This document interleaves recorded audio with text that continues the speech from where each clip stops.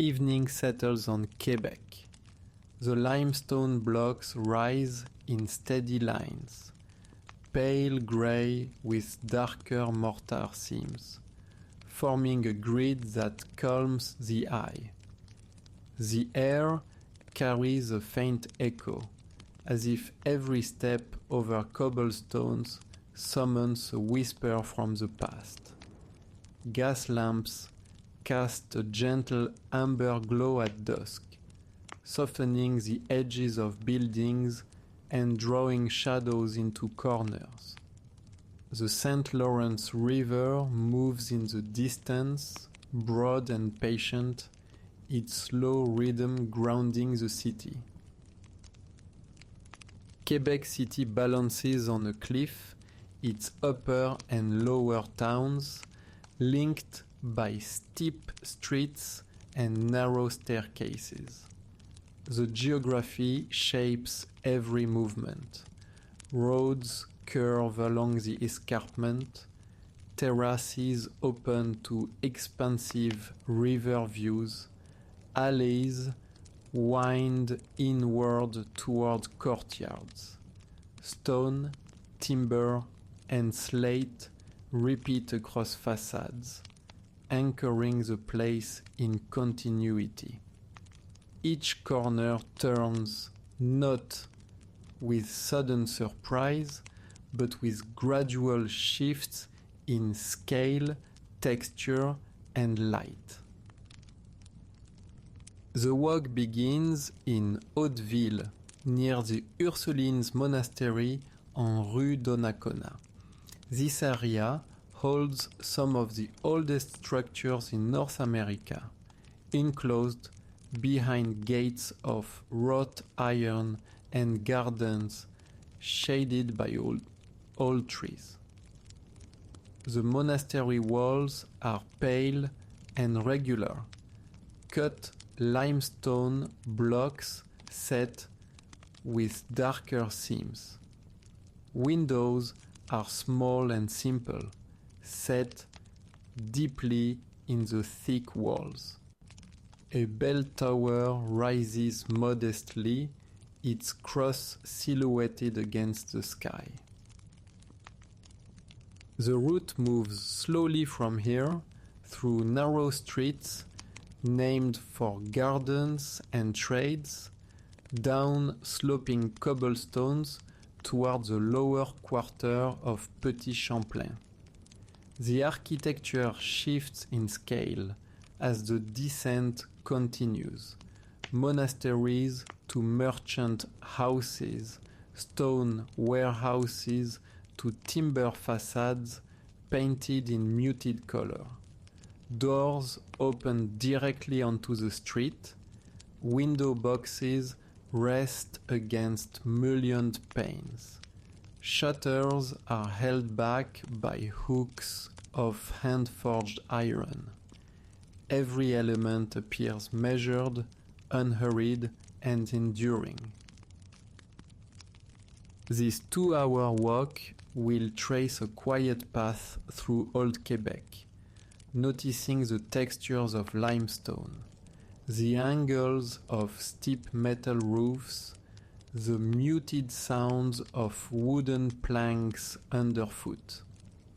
The journey will remain with the city itself, the rhythm of its streets, the balance of its architecture, the stories embedded in stone. The gentle rhythm of footsteps will guide the way, steady, deliberate, never rushed. The starting point stands at the Ursulines Monastery on Rue Donnacona. Behind iron railings, small enclosed gardens rest in shadow. The limestone walls are pale, their surfaces smoothed by centuries of rain and frost. Each block measures roughly 2 feet by 1 foot, cut with precision that speaks to the stonemasons of the 17th century. Run your fingers along the surface, though you cannot touch these walls. Imagine the coolness of the stone, the slight roughness where weather has etched microscopic valleys into the calcium carbonate.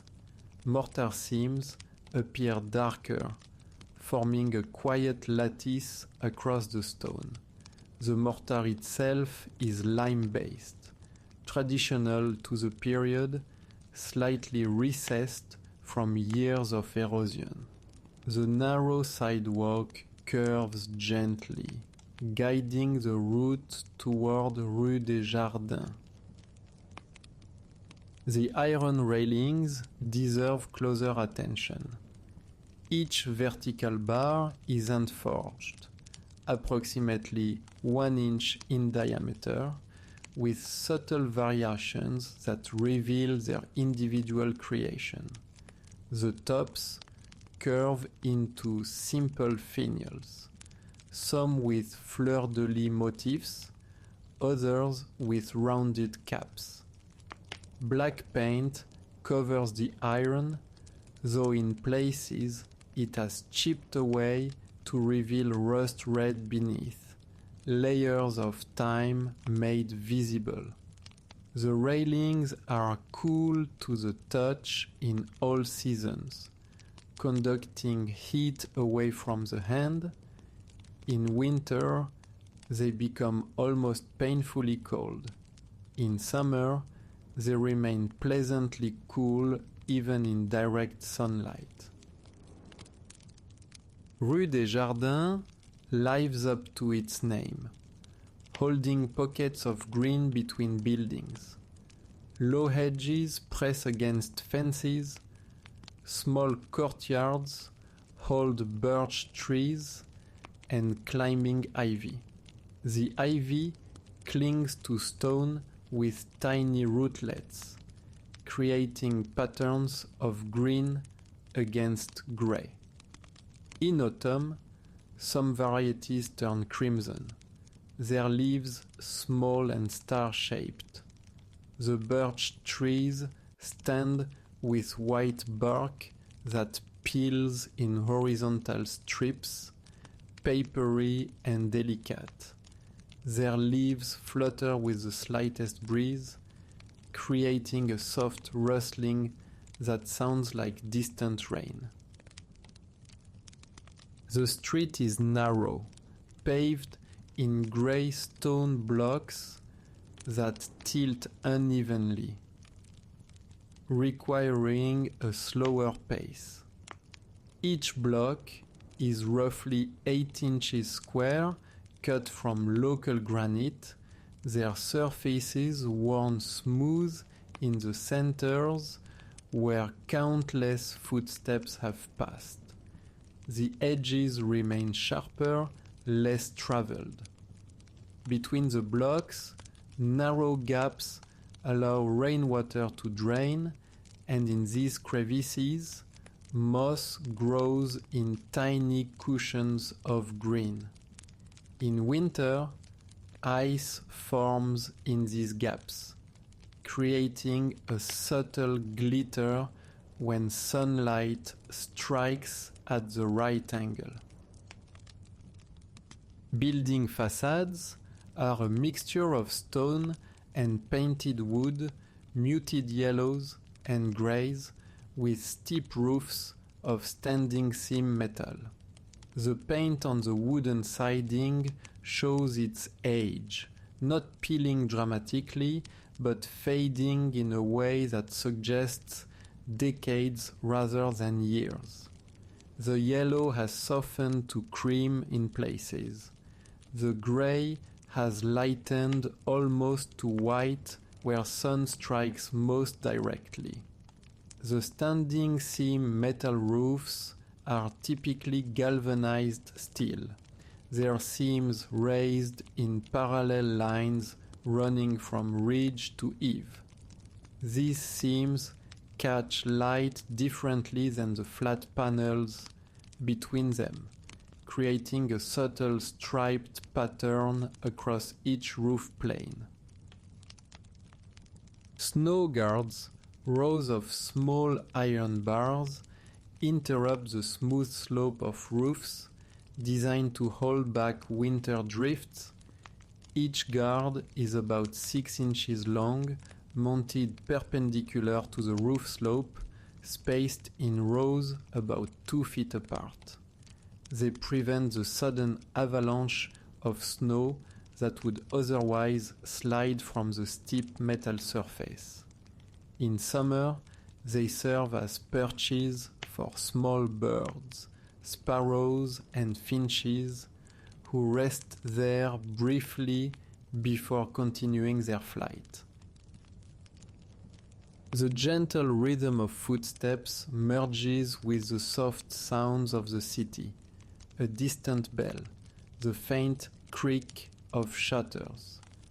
The bell comes from the basilica, its tone deep and resonant, carrying across rooftops. The shutters creak on their hinges, metal against metal, a sound that speaks of daily ritual, opening in morning, closing at night. Somewhere, a door closes softly, its latch clicking into place. A bicycle passes, its tires humming against stone, its chain clicking with each revolution of the pedals.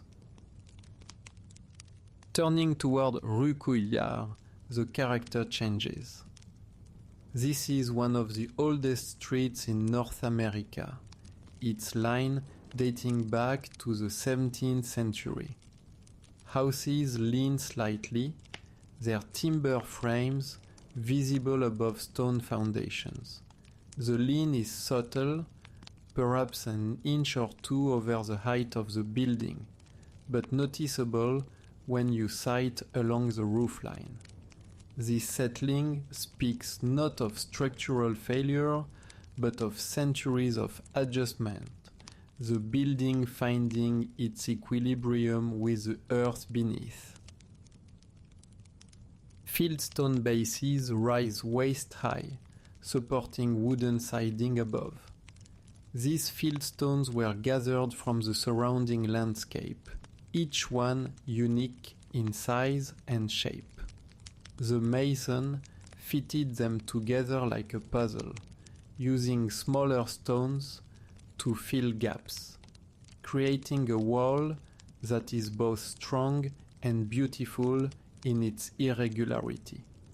The stones range in color from pale gray to dark charcoal, with occasional streaks of rust red where iron oxide has stained the surface. Mortar between the stones has receded slightly, creating shadow lines that emphasize each stone's individual form. The siding is painted in subdued colors: cream, ochre, muted green, faded softly with age. The wood beneath is likely pine or spruce, milled into boards about 6 inches wide. The boards overlap in a clapboard style, each one covering the lower edge of the board above it. This overlap sheds water, directing it downward and away from the wall. The paint has weathered unevenly, more faded on south-facing walls where sun strikes most intensely, better preserved on north-facing walls that remain in shadow. In places, the wood grain shows through the thin paint, its lines running horizontally across each board. Windows are small with divided lights. Each window typically holds 6 or 9 panes, separated by wooden mountings about 3/4 of an inch wide. The mountings are painted white or cream. contrasting with the darker siding. Some panes hold the original wavy glass where reflections ripple and bend. This glass was made by the cylinder method, molten glass blown into a cylinder, then cut and flattened while still hot.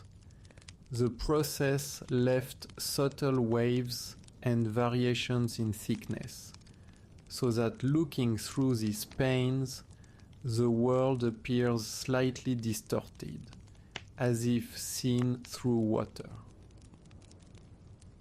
The doorway of one house features intricate carvings, the wood weathered to silver gray.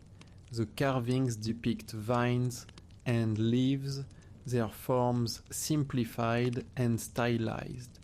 Each leaf is about 2 inches long, with veins indicated by shallow grooves.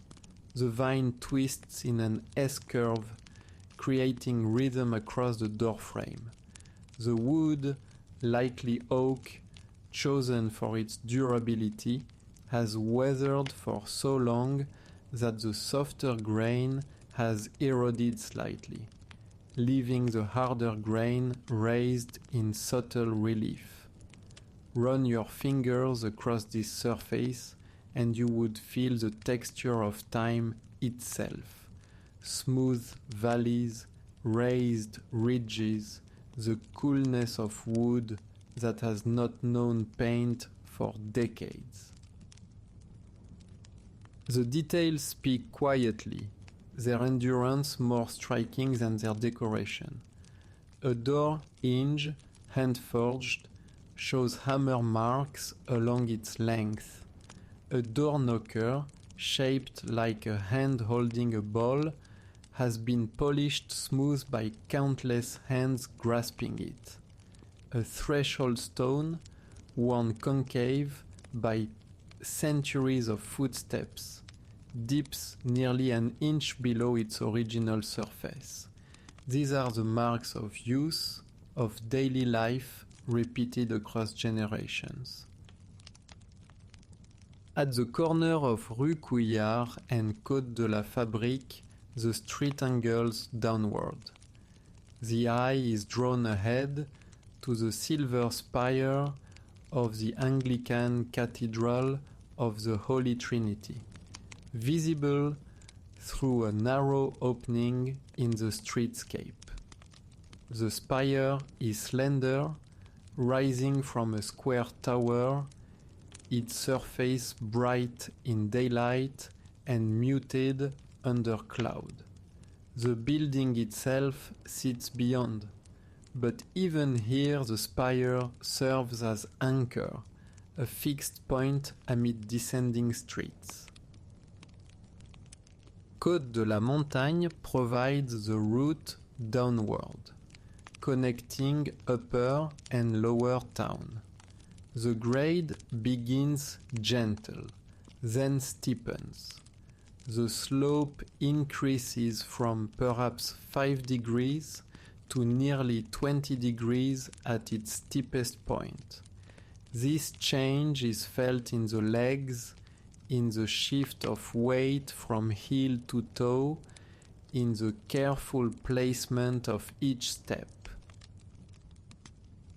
On the left, stone retaining walls rise, their surfaces patched with moss and small ferns.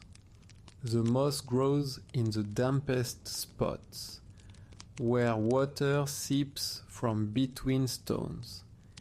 It forms cushions of deep green, soft to the touch, holding moisture like a sponge. The ferns are small, polypody ferns, their fronds no more than 6 inches long, divided into neat pairs of leaflets. They grow from cracks in the mortar, their roots finding purchase in the smallest space. In winter, these ferns remain green, their resilience a quiet testament to adaptation. Iron handrails bolt into the stone, polished smooth by decades of gloved hands. The handrails are round, about 1.5 inches in diameter, mounted on brackets spaced every 6 feet. The iron is painted black, but at the top surface, where hands grip most frequently, the paint has worn away entirely. Here, the iron is polished to a dark sheen, smooth as glass. In winter, this bare metal becomes painfully cold. In summer, it warms in the sun. The brackets that hold the rail are decorative, with scrollwork at their ends, though this decoration is secondary to their function. On the right, buildings step down in terraces, each level a little lower than the last, their facades shifting with the slope. Some buildings have entrances at street level on the upper end and second-story entrances at the lower end, the ground floor buried by the slope. Windows align not with each other, but with the interior floor levels, creating a staggered pattern across the facade. Roof lines step down in a rhythm that mirrors the street's descent, each roof beginning where the previous one ends. The soft sounds of the city follow downward, the hollow resonance of carts, the low hum of conversation spilling from doorways, the steady rhythm of footsteps on stone. The carts are delivery carts, their wheels wooden or rubber, rolling over cobblestones with a rhythmic bumping.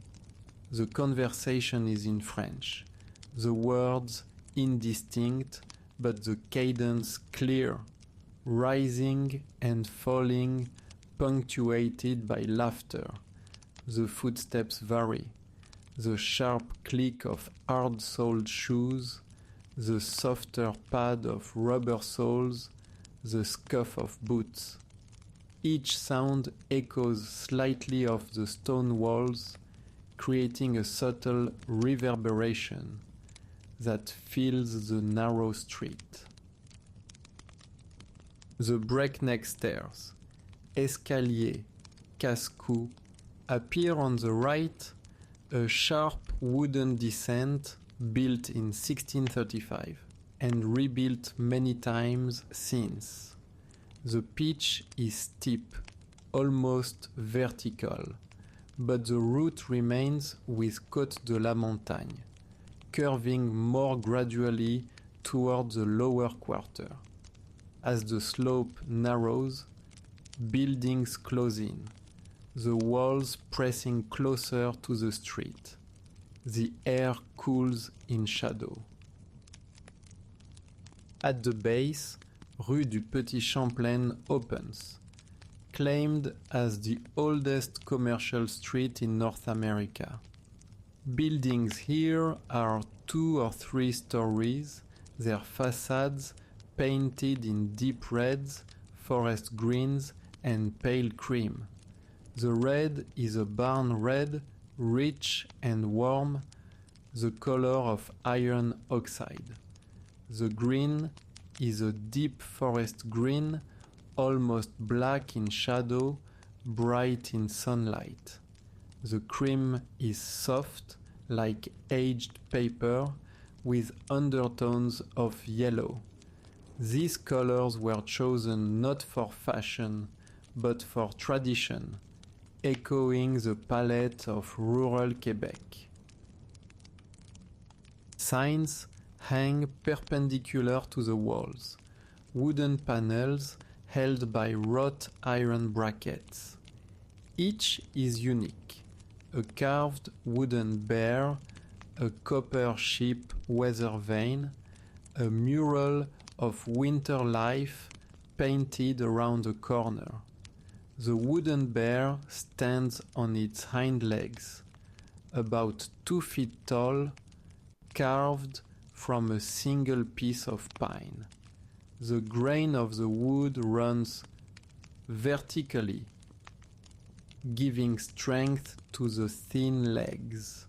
The bear's features are simplified: round ears, a blunt snout, paws with suggested claws. The wood has weathered to grey, though traces of brown stain remain in the deeper carved areas. The copper ship weather vane turns on a vertical rod, its silhouette showing a 3-masted schooner. The copper has oxidized to green, with streaks of darker green where water has run down from the masts. The ship is about 18 inches long, cut from sheet copper and shaped to suggest sails, hull, and rigging. It turns with the wind creaking slightly on its bearing, always pointing into the breeze. The mural of winter life wraps around a corner, painted directly on the building's surface. It shows a street scene from a century ago. Horse-drawn sleighs, people in long coats, snow piled high against buildings. The painting style is realistic but softened, with muted colors and gentle shadows. The artist has signed it in the lower corner, the signature small and unobtrusive. The mural has faded slightly over the years. The blues less intense, the whites less bright, but this fading adds to its charm, making it seem like a memory rather than a depiction.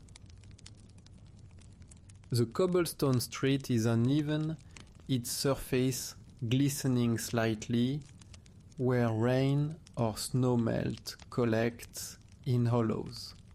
Each cobblestone is roughly the size of a fist, rounded by water and wear. They are set in sand, not mortar, so they shift slightly underfoot. The hollows between stones collect water, creating small mirrors that reflect the sky. In winter, these hollows freeze, and the ice catches light, sparkling with each step. The gentle rhythm of footsteps slows, matching the uneven surface. Each step requires attention, a slight adjustment of balance, a mindful placement of the foot. Narrow facades line the street, each building only 15 to 20 feet wide.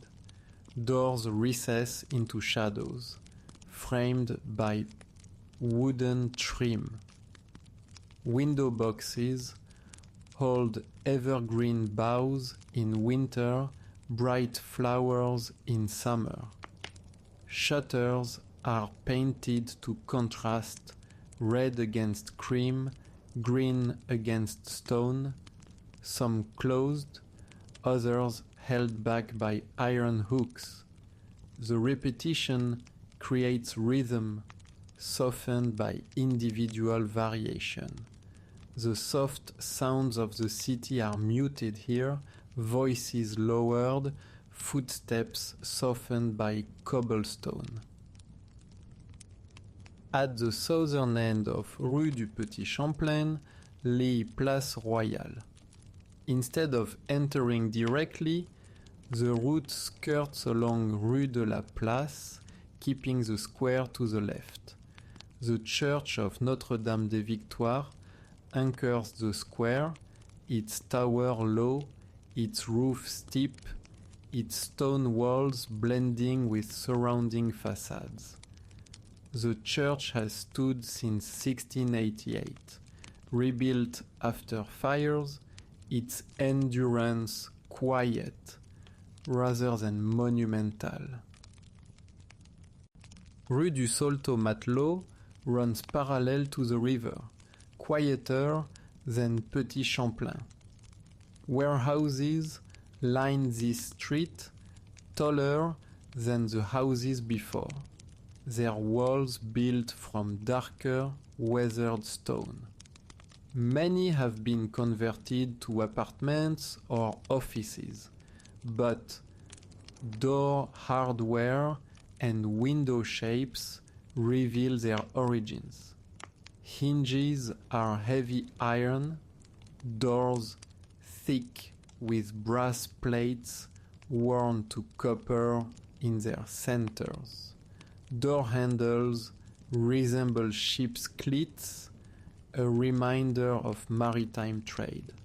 Lantern brackets hold glass fixtures. Their glow amber at dusk. The rhythm of shutters continues here. Vertical panels painted in dark blues, muted reds, soft grays. Closed shutters form solid planes.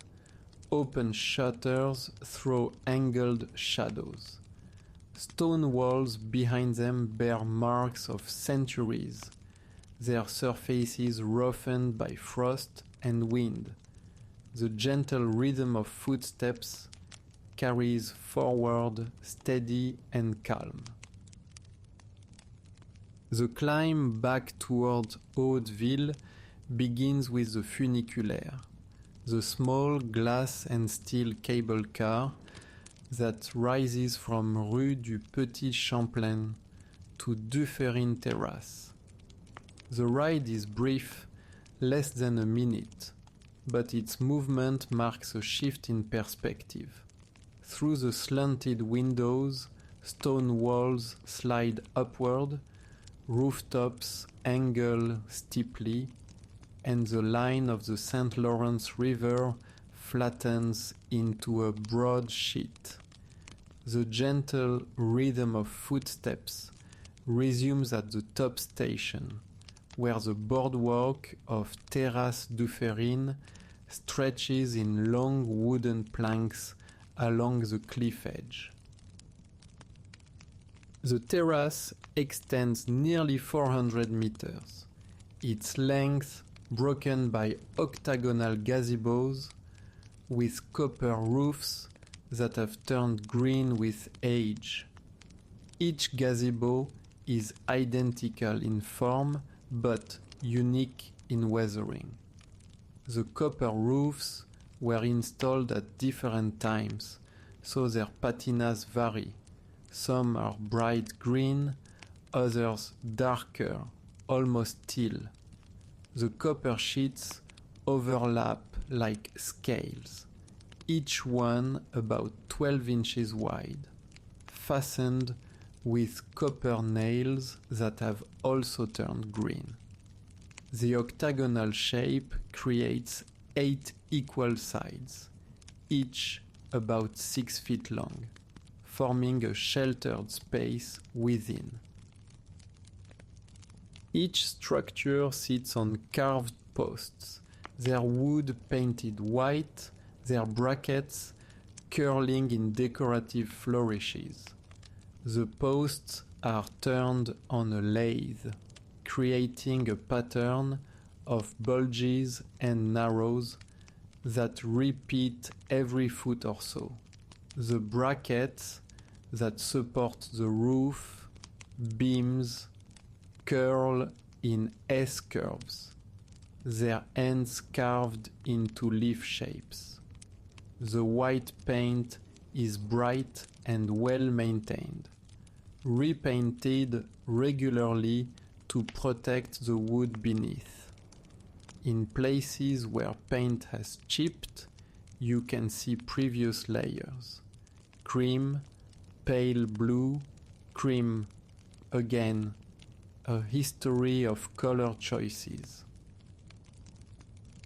The planks of the terrace sound hollow, the resonance of wood over supporting beams.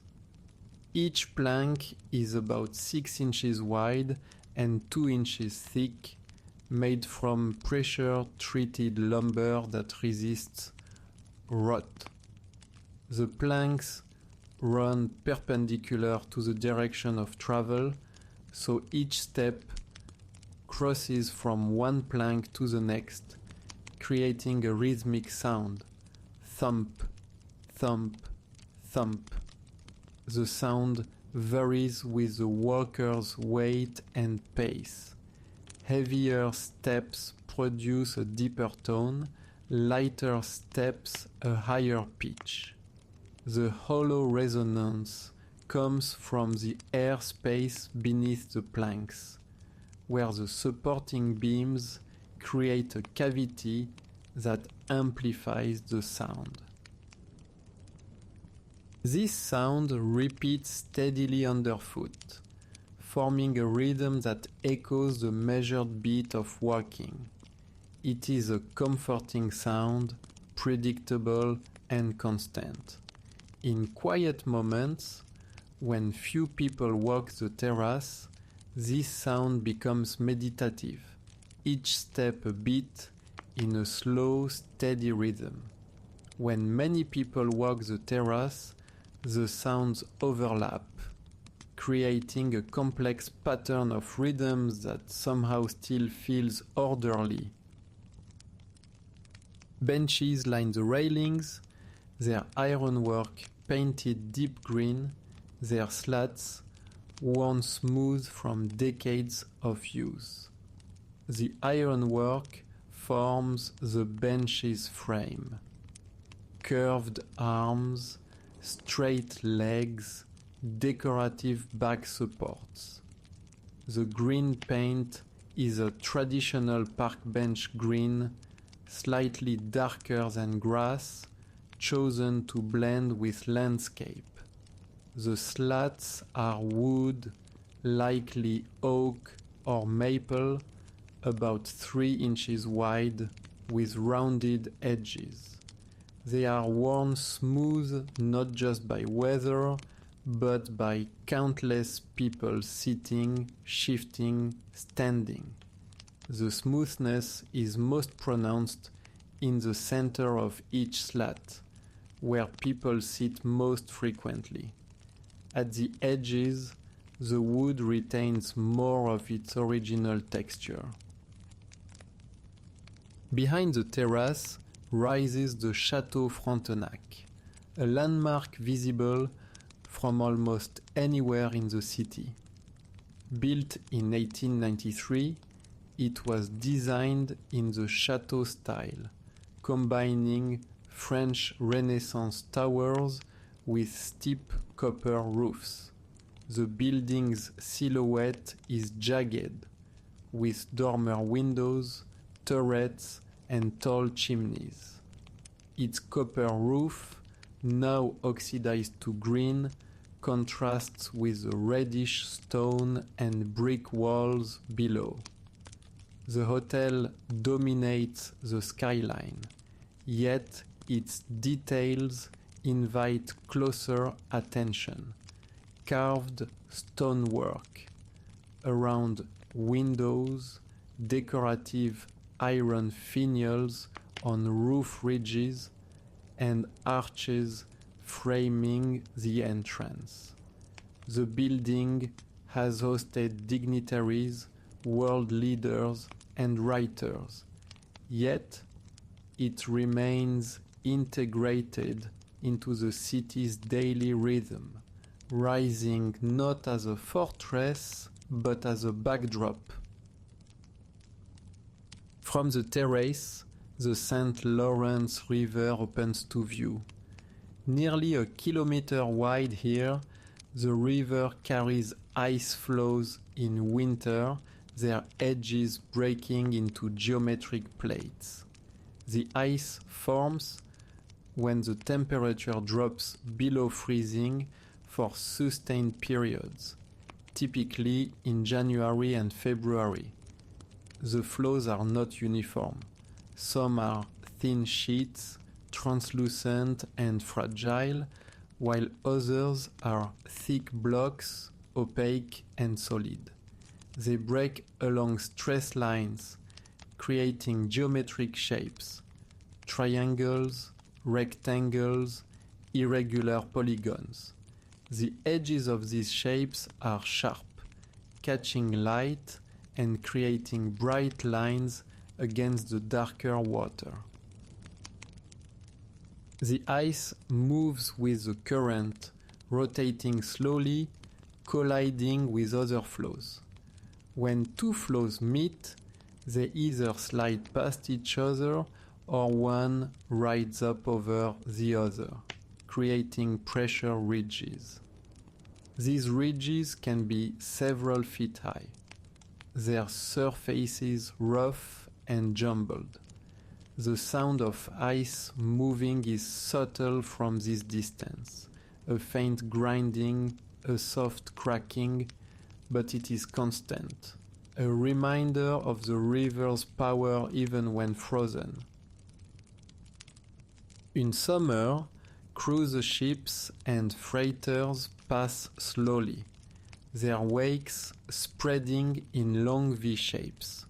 The cruise ships are white, multi-decked, with rows of windows reflecting sunlight.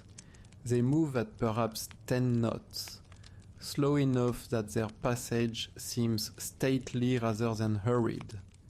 The freighters are larger, their hulls riding low in the water when loaded, higher when empty. They carry grain, ore, or containers, their decks stacked with cargo. The wakes they create spread outward at an angle, the water rising in a smooth wave that travels toward both shores. These waves arrive at the base of the cliff minutes after the ship has passed, slapping against stone with a rhythmic sound. The river is not hurried, it moves with a steady inevitability, its surface reflecting sky and shoreline. The current here flows at about 2 knots, fast enough to be noticeable but not dramatic. The surface texture changes with wind, smooth and mirror-like in calm conditions, rippled in light breeze, choppy in stronger wind. The color varies with sky and season. Still gray under clouds, deep blue under clear sky, golden at sunset, silver at dawn. In certain light, the river appears almost black, its depth absorbing light rather than reflecting it. Across the water lies Lévis, its streets climbing steep hills, its houses clustered around church spires. The distance makes details difficult to discern, but the overall pattern is clear. A waterfront of commercial buildings, then residential streets rising in terraces, then church spires marking neighborhood centers. The houses appear as small rectangles, their colors muted by distance. The church spires are more distinct, their vertical lines standing out against the horizontal layers of streets and houses. Ferries move back and forth between the two sides, their engines low and steady, their decks lined with rows of cars. The ferries are painted white with blue trim, their hulls broad and flat-bottomed for stability. They carry perhaps 50 cars each, along with foot passengers who stand at the railings or sit in the enclosed cabin. The crossing takes about 10 minutes, the ferry moving at a slight angle to compensate for the current. The sound of the ferry's engine is a low rumble, felt as much as heard, a vibration that carries across the water. The ferry's wake is smaller than the freighter's, but still visible, spreading in a V that gradually flattens and disappears. The terrace narrows into the Promenade des Gouverneurs, a wooden walkway clinging to the cliffside. It curves upward toward the Plains of Abraham. The walkway is narrower, the railings painted white, the planks creaking softly underfoot. To the left, the cliff rises, its rock face split by roots of small trees that cling to cracks. To the right, the river remains in view, framed by branches. The sound of the city diminishes here, replaced by the steady cadence of footsteps and the muted rush of wind. At the top, the path opens to the Plains of Abraham, a wide expanse of grass and trees. This is the site of the 1759 battle between French and British forces, a decisive moment in North American history. The battle lasted less than an hour, but its consequence shaped the continent. Both commanding generals, Wolfe and Montcalm, died from wounds received in the battle. The field where they fought is now a park, its purpose transformed from conflict to peace. The field now appears quiet, with rolling lawns cut by walking paths. The grass is a mixture of species: Kentucky bluegrass, fescue, and ryegrass, chosen for their ability to withstand foot traffic and cold winters. It is mowed regularly, kept to a height of about 3 inches. The mowing creates patterns, light and dark stripes where the mower has passed in opposite directions, bending the grass blades to reflect light differently. The scent of cut grass is strongest in summer, sweet and green, carried on the breeze. Maple and oak trees stand at intervals, their canopies spreading wide. The maples are sugar maples, their leaves 5-lobed and symmetrical. In spring, they produce small greenish-yellow flowers. In summer, their leaves create dense shade, their green so deep it appears almost black in shadow. In autumn, they transform: yellow, orange, red, sometimes all 3 colors on a single tree. The oaks are white oaks, their leaves with rounded lobes, their bark pale gray and deeply furrowed. They grow more slowly than maples, but live longer. Some of the trees here over 200 years old. In winter, snow covers the open ground marked by cross-country ski tracks. The snow accumulates in layers, each snowfall adding to the depth. By mid-winter, the snow can be 2 or 3 feet deep in undisturbed areas. The ski tracks create parallel lines across the white surface, their edges crisp, when freshly made, softened and rounded after a day or two. The snow reflects light making winter days brighter than they would otherwise be.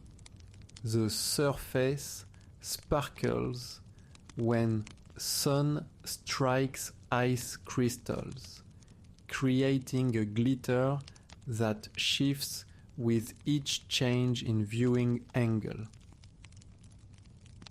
In summer, the grass ripples under wind, dotted with families on blankets, readers under shade, and children flying kites.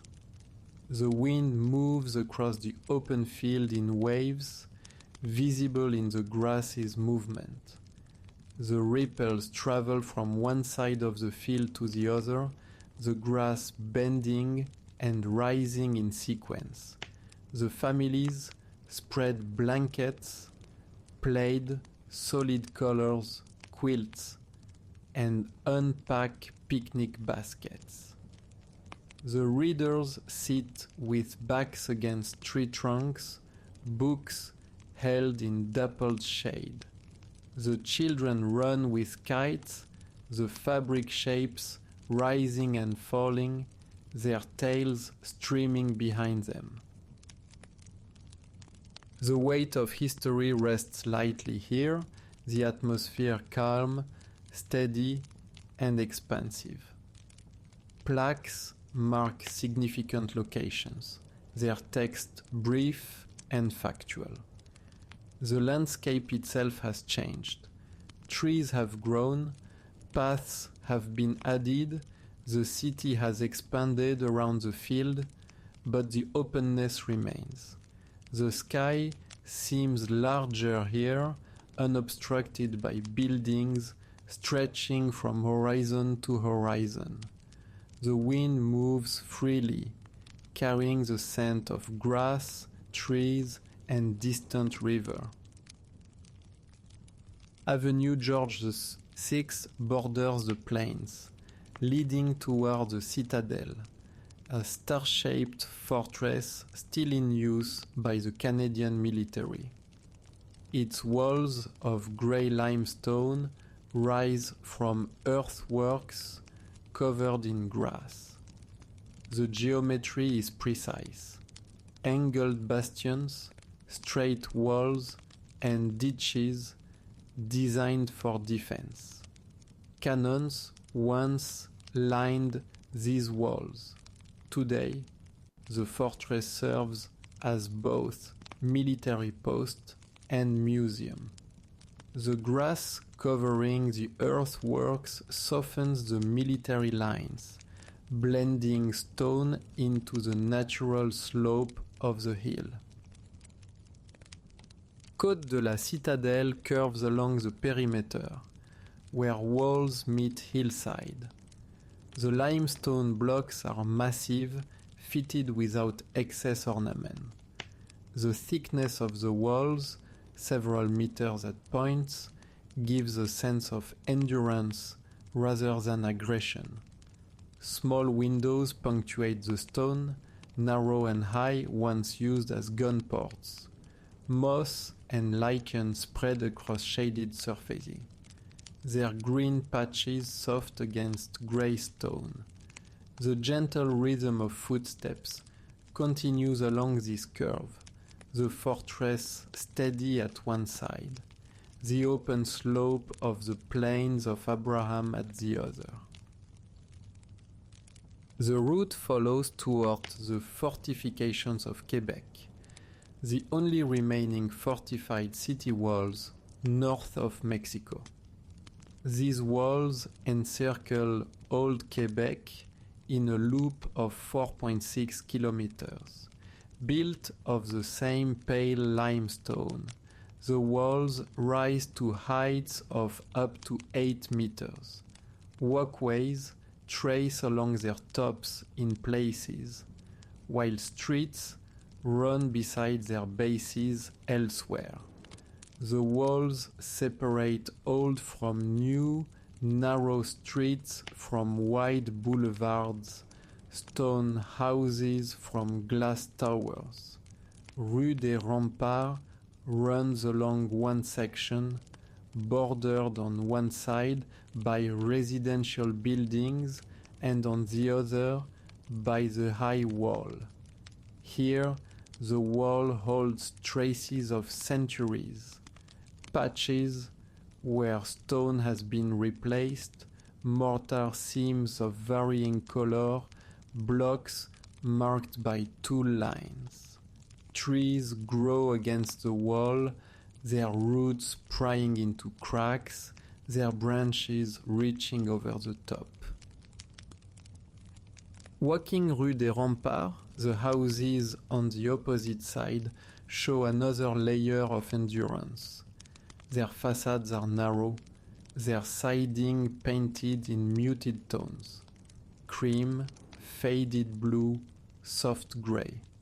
Wooden shutters frame the windows, some open, some closed. Iron balconies project outward, holding small planters. The rhythm of these facades matches the rhythm of the wall across from them. Repetition with variation, regularity softened by detail. The soft sounds of the city, distant bells, muted conversations, occasional footsteps, merge with the steady rhythm of walking. The path descends once more toward the lower town, this time along Rue Saint-Paul. This street runs parallel to the river, lined with tall stone warehouses from the 18th and 19th centuries. Their windows are large and evenly spaced, designed for storing and loading goods. Many have been converted into galleries, antique shops, or apartments. Doorways retain heavy iron hinges, their arches cut in limestone. Above some doors, carved keystones bear dates of construction: 1789, 1803, 1821, numbers that tie each building to a precise moment in the city's growth. The rhythm of footsteps echoes slightly in this broader street, the sound bouncing between tall facades. Along Rue Saint-Paul, signs of commerce remain steady but understated. Antique shops display weathered furniture, maps with curled edges, and maritime instruments behind glass. Cafes set small tables outside in summer, their chairs angled toward the street. The smell of roasted coffee drifts outward, mingling with the sharper scent of river air. The gentle rhythm of footsteps continues, steady and calm. At the eastern end of Rue Saint-Paul lies the Old Port area, where warehouses once connected directly to the docks. The harbor remains active, though transformed. Yachts and ferries dock where merchant ships once unloaded. The grain silos still stand, tall concrete forms against the skyline. Their surfaces are weathered, streaked with white mineral deposits, but their presence reminds of Quebec's role as a trading hub along the St. Lawrence. The harbor air carries the scent of water and stone, mixed with traces of fuel from passing boats. From the port, the walk turns inland again toward Place de l'Hôtel de Ville. The square opens beside the City Hall, a building of stone and copper completed in 1896. Its central tower rises with a copper roof, its facade decorated with carved stone reliefs and arched windows. The building's pale stone matches the surrounding architecture, though its scale and detail mark it as civic.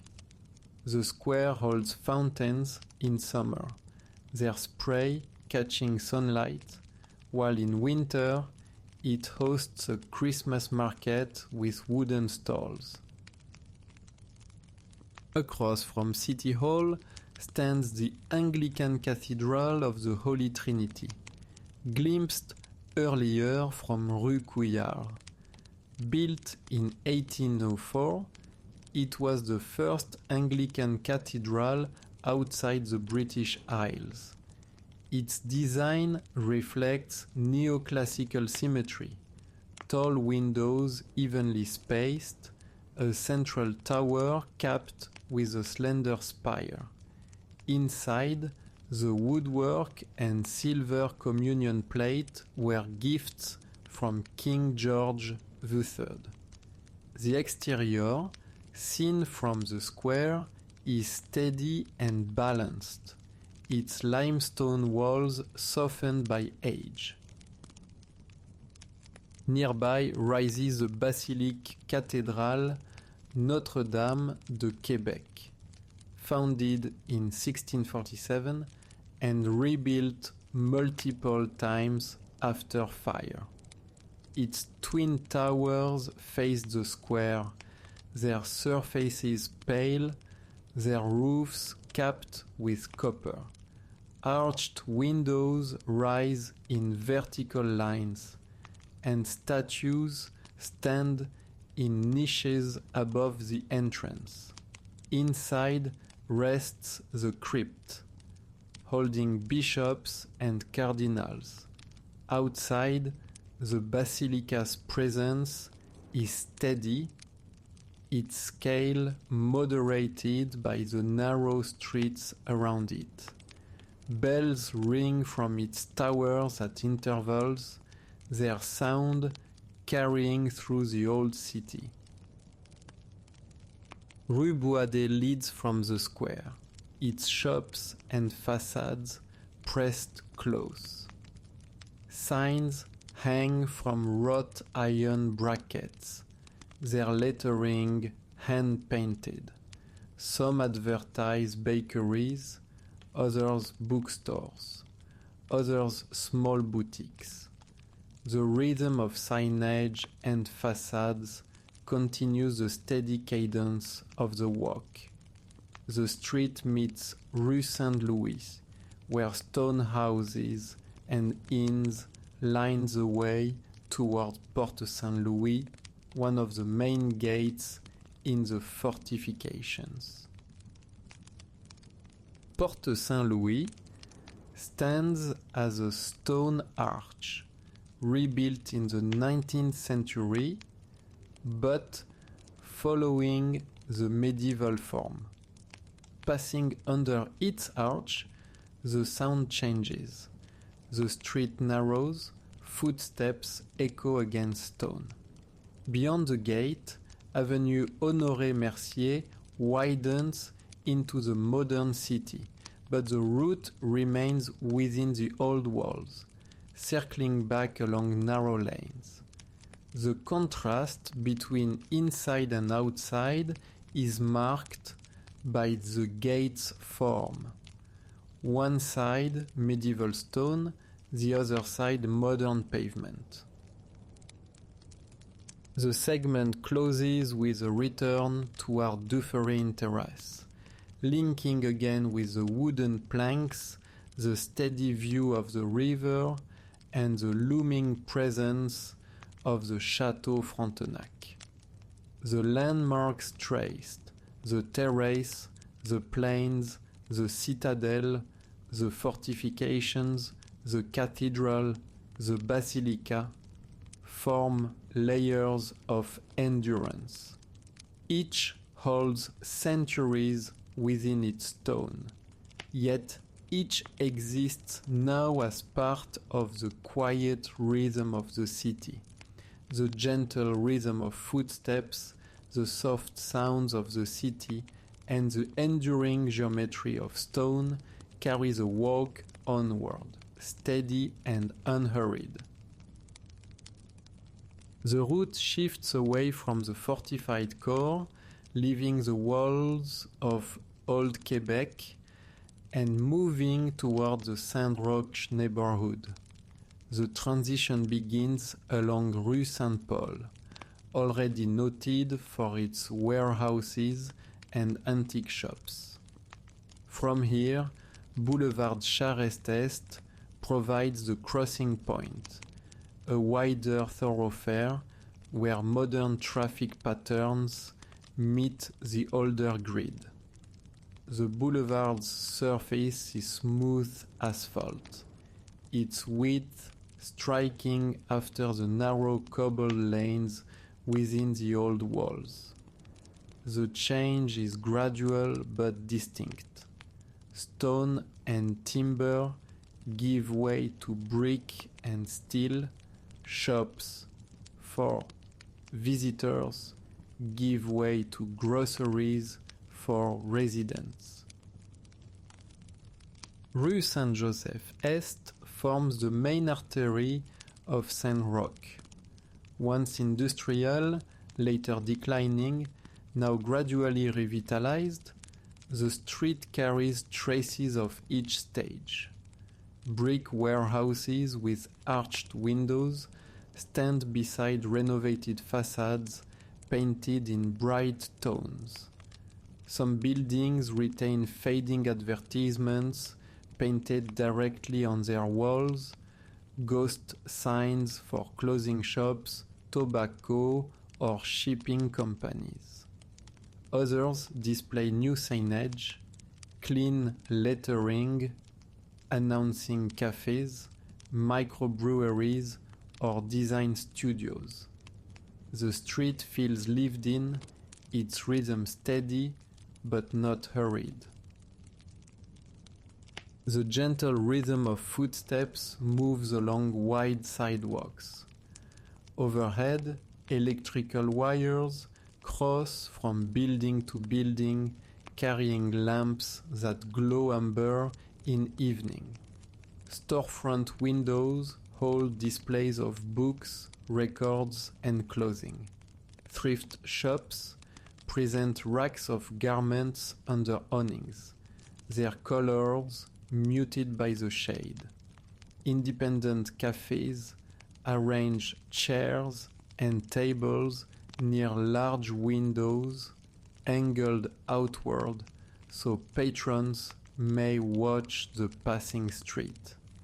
Inside, cups clink softly, espresso machines hiss, and the scent of roasted beans drifts outward each time a door opens. Daily life is visible in small gestures. Winter boots line vestibules, melting snow dripping onto rubber mats. In summer, bicycles lean against lampposts, locked with chains. Delivery trucks idle briefly, unloading boxes at side doors. The pace is steady, unhurried. The soft sounds of the city here include conversation in low tones, the shuffle of footsteps, the quiet thrum of refrigeration units behind shop walls. Turning onto Rue Sainte-Vallière-Est, the character shifts again. This is a residential street lined with three-story walk-ups distinguished by their exterior staircases. The staircases twist in metal spirals or rise in steep diagonals, painted in shades of blue, green, or red. In winter, the steps are shoveled clear, though salt crystals crunch underfoot. In summer, residents sit on these steps talking, smoking, or watching the street. The staircases form a repeating pattern along the facades, their angles creating a rhythm across the row houses. The gentle rhythm of footsteps continues, softened by the quiet of the residential block. Buildings here are narrow, often only 2 windows wide, their siding of painted wood or brick. Balconies project above the sidewalk, supported by iron brackets, their railings adorned with flower boxes in summer or strings of lights in winter. Curtains hang in various patterns: lace, plain fabric, patterned cloth, each one filtering light in a different way. From open windows comes the faint sound of radios, television shows, or conversation. The life of the neighborhood is steady, present, but never loud.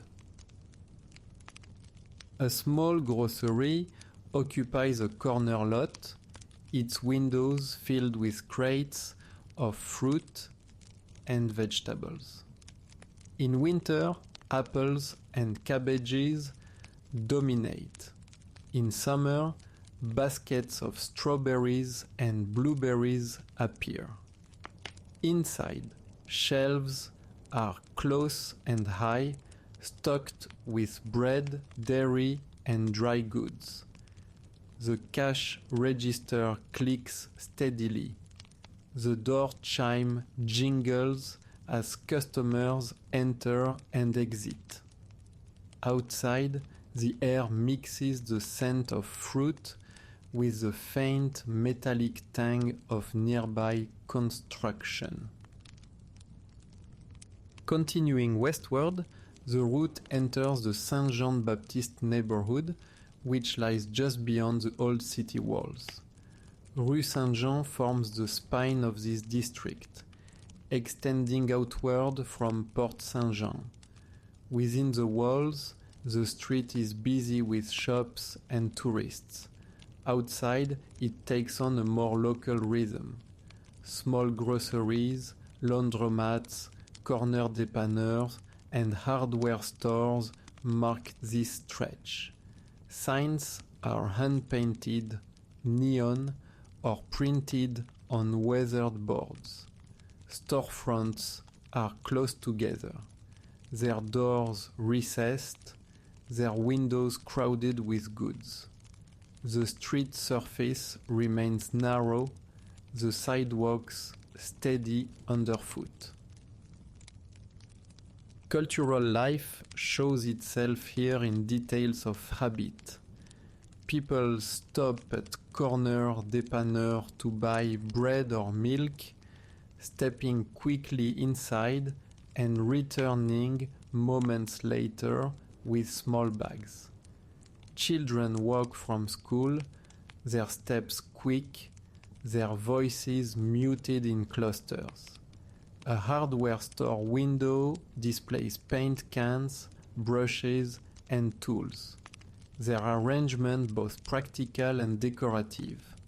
A laundromat hums quietly, its fluorescent light spilling onto the sidewalk.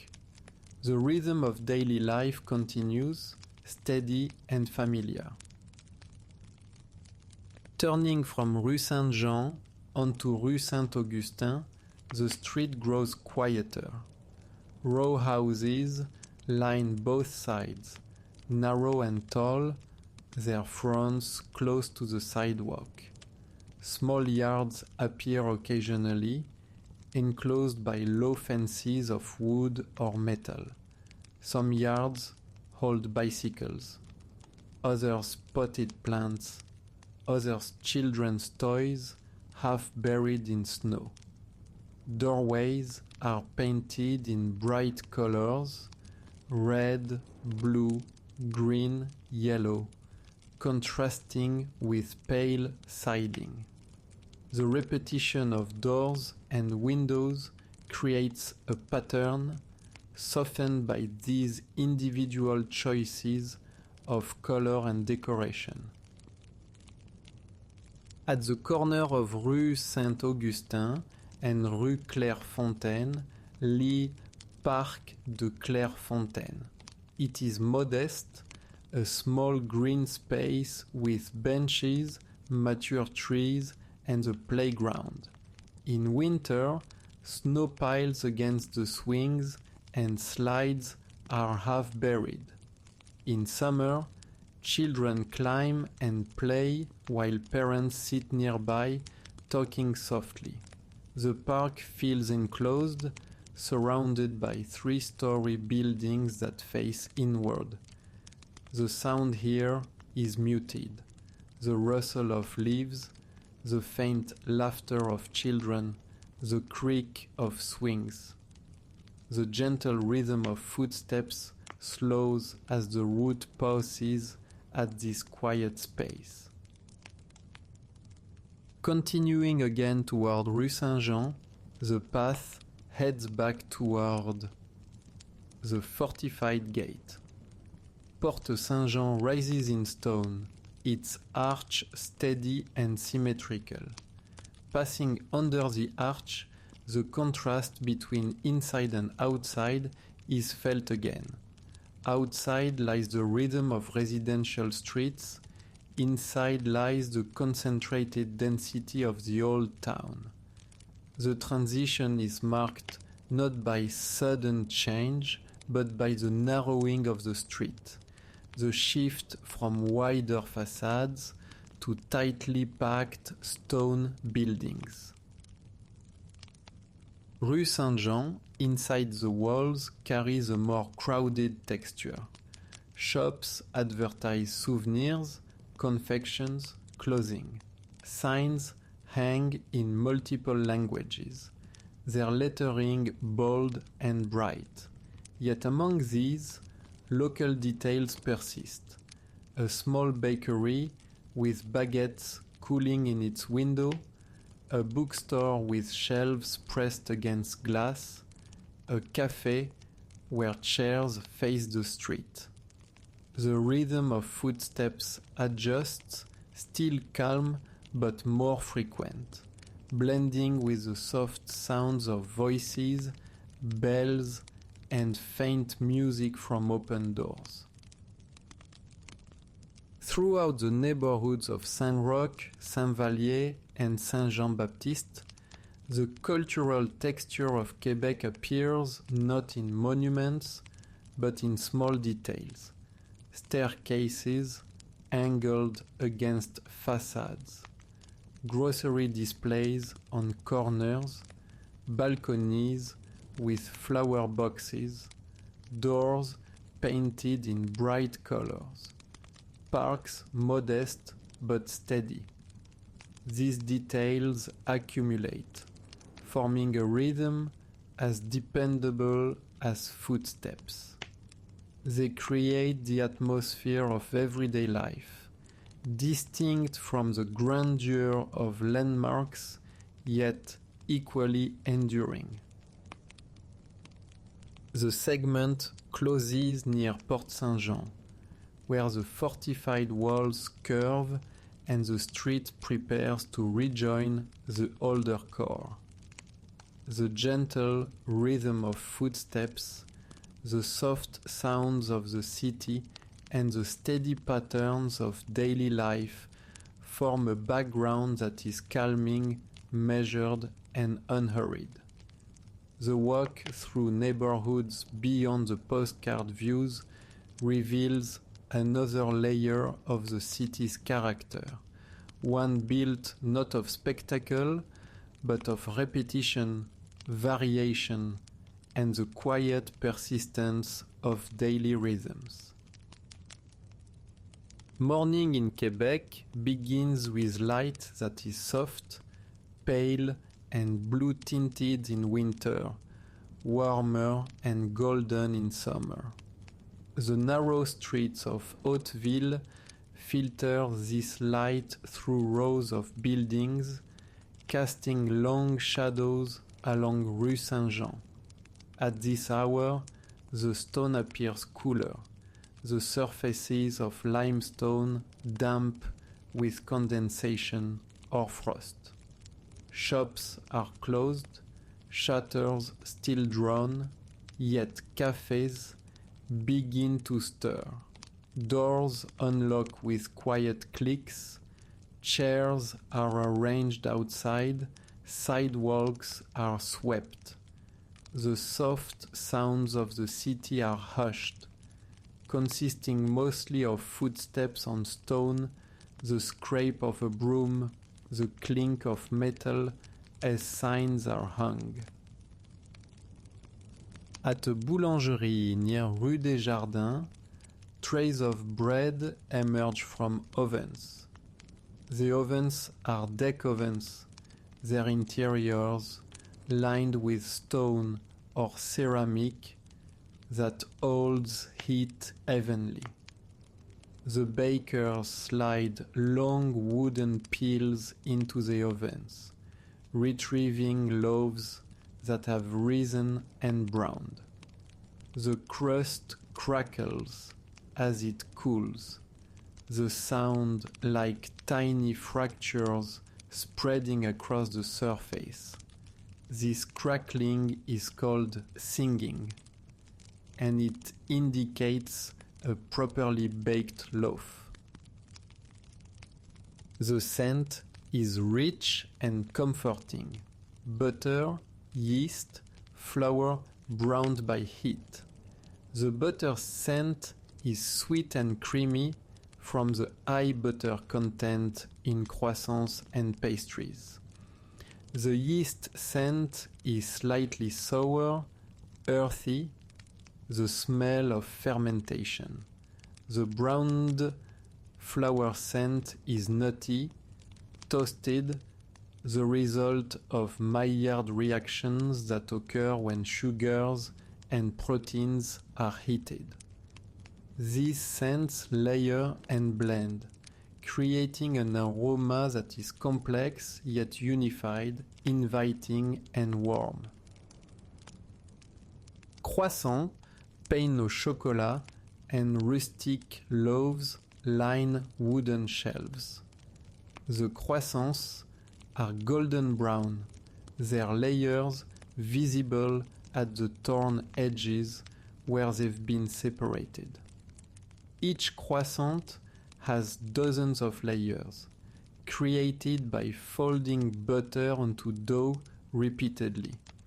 The pain au chocolat are similar, but with dark chocolate batons visible at the ends. The rustic loaves are round or oval, their crusts thick and deeply scored, their surfaces dusted with flour. Behind glass, pastries glisten with glaze. Apple turnovers, maple tarts, eclairs. The apple turnovers are triangular, their puff pastry golden, their tops brushed with apricot glaze that catches light. The maple tarts are small, their crusts flaky, their filling smooth and amber-colored, topped with a pecan half. The eclairs are elongated, their choux pastry shells filled with cream, their tops coated with chocolate glaze that has set to a smooth glossy finish. The gentle rhythm of footsteps continues past the window where condensation fogs the glass from warmth inside, meeting the cool morning air. The condensation forms in droplets that run down the glass in irregular paths, creating clear streaks through the fog. The fog itself is thickest at the bottom of the window, where the temperature difference is greatest, and thinner at the top. Through this fog, the interior of the bakery appears soft and dreamlike. The details blurred, but the warm light clear. Patrons step in, their coats releasing cold air into the fragrant interior, the door chime ringing softly. The door chime is a small bell mounted above the door. Its clapper striking the bell side as the door opens. The sound is bright and clear, a single note that rings for a moment before fading.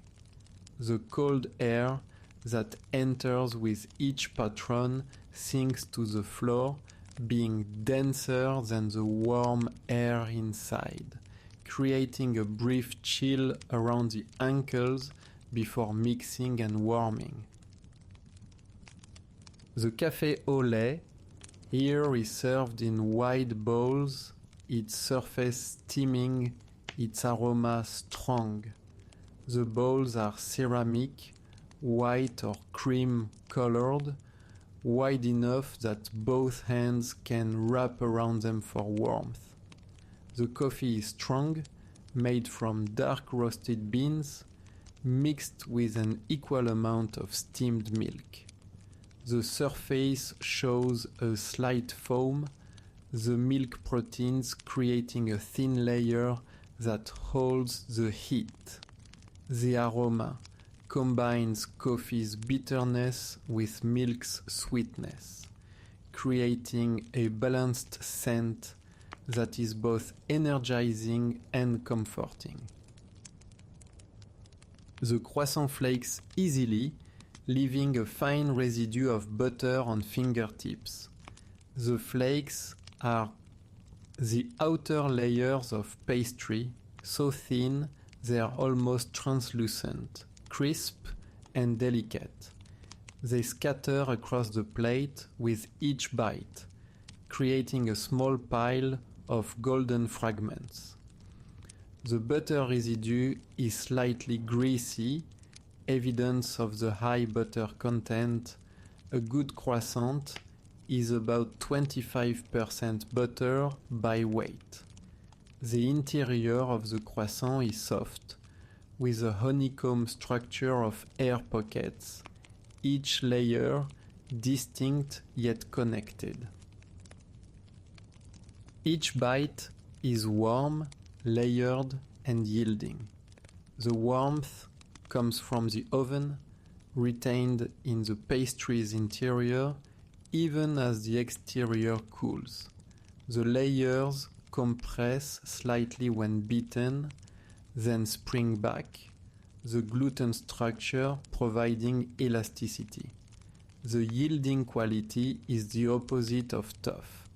The pastry gives way easily, requiring little effort to bite through, melting slightly on the tongue as the butter warms to body temperature. The atmosphere in the bakery is calm, voices kept low, the rustle of newspapers providing a backdrop. The voices are mostly French, with occasional English, the conversations quiet and unhurried. The newspapers are broadsheets, their large pages rustling as they are turned, folded, or set aside. The sound is crisp, papery, punctuating the softer sounds of conversation and the occasional clink of cup against saucer. Outside, delivery trucks unload goods to other shops along the street, boxes stacked briefly on the curb. The trucks are small, designed for narrow streets, their engines idling with a low rumble. The drivers work efficiently, using hand trucks to move stacks of boxes from truck to doorway. The boxes are cardboard, brown or white, marked with shipping labels and handling instructions. They sit on the curb for only minutes before being moved inside, the sidewalk kept clear for pedestrians. The morning rhythm is steady, neither hurried nor slow. People move with purpose but not urgency, their pace matching the cool morning air and the gradual brightening of light. The city is waking, but gently, without alarm or rush. Each action, unlocking a door, sweeping a sidewalk, arranging a display, is performed with care, as if there is time enough for everything. By midday, the light has shifted. In summer, it becomes bright and direct, highlighting the steep angles of rooftops and casting sharp shadows across narrow alleys. In winter, the sun remains low even at noon, stretching long beams across squares and against church walls. The gentle rhythm of footsteps continues toward Rue Couillard, where small bistros line the street. Their facades are modest, painted wood or pale stone, with chalkboards propped outside to announce daily menus. Inside the bistro, tables are covered with red and white checkered cloths. Wooden floors creak softly with each step. A chalkboard lists soups, tourtières, and poutine. The soup à l'oignon arrives in a ceramic crock, its surface capped by melted Gruyère cheese. The top bubbles and browns, the edges crisp against the crock.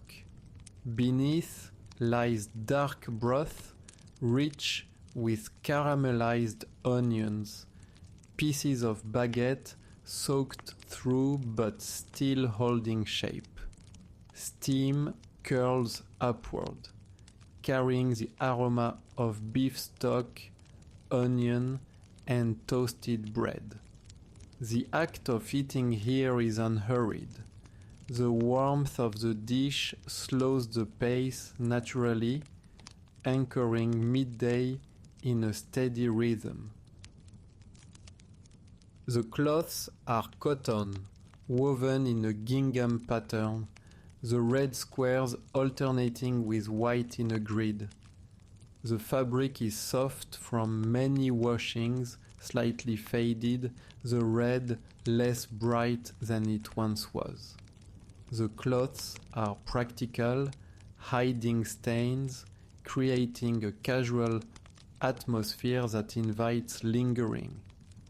The floorboards are narrow, perhaps 3 inches wide, made from hardwood, likely maple or oak. They run the length of the room, their ends staggered in a random pattern.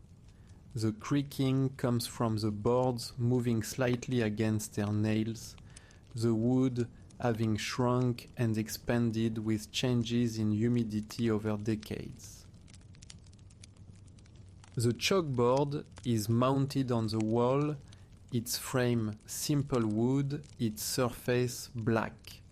The writing is in white chalk, the letters formed in a casual hand with flourishes on the capital letters.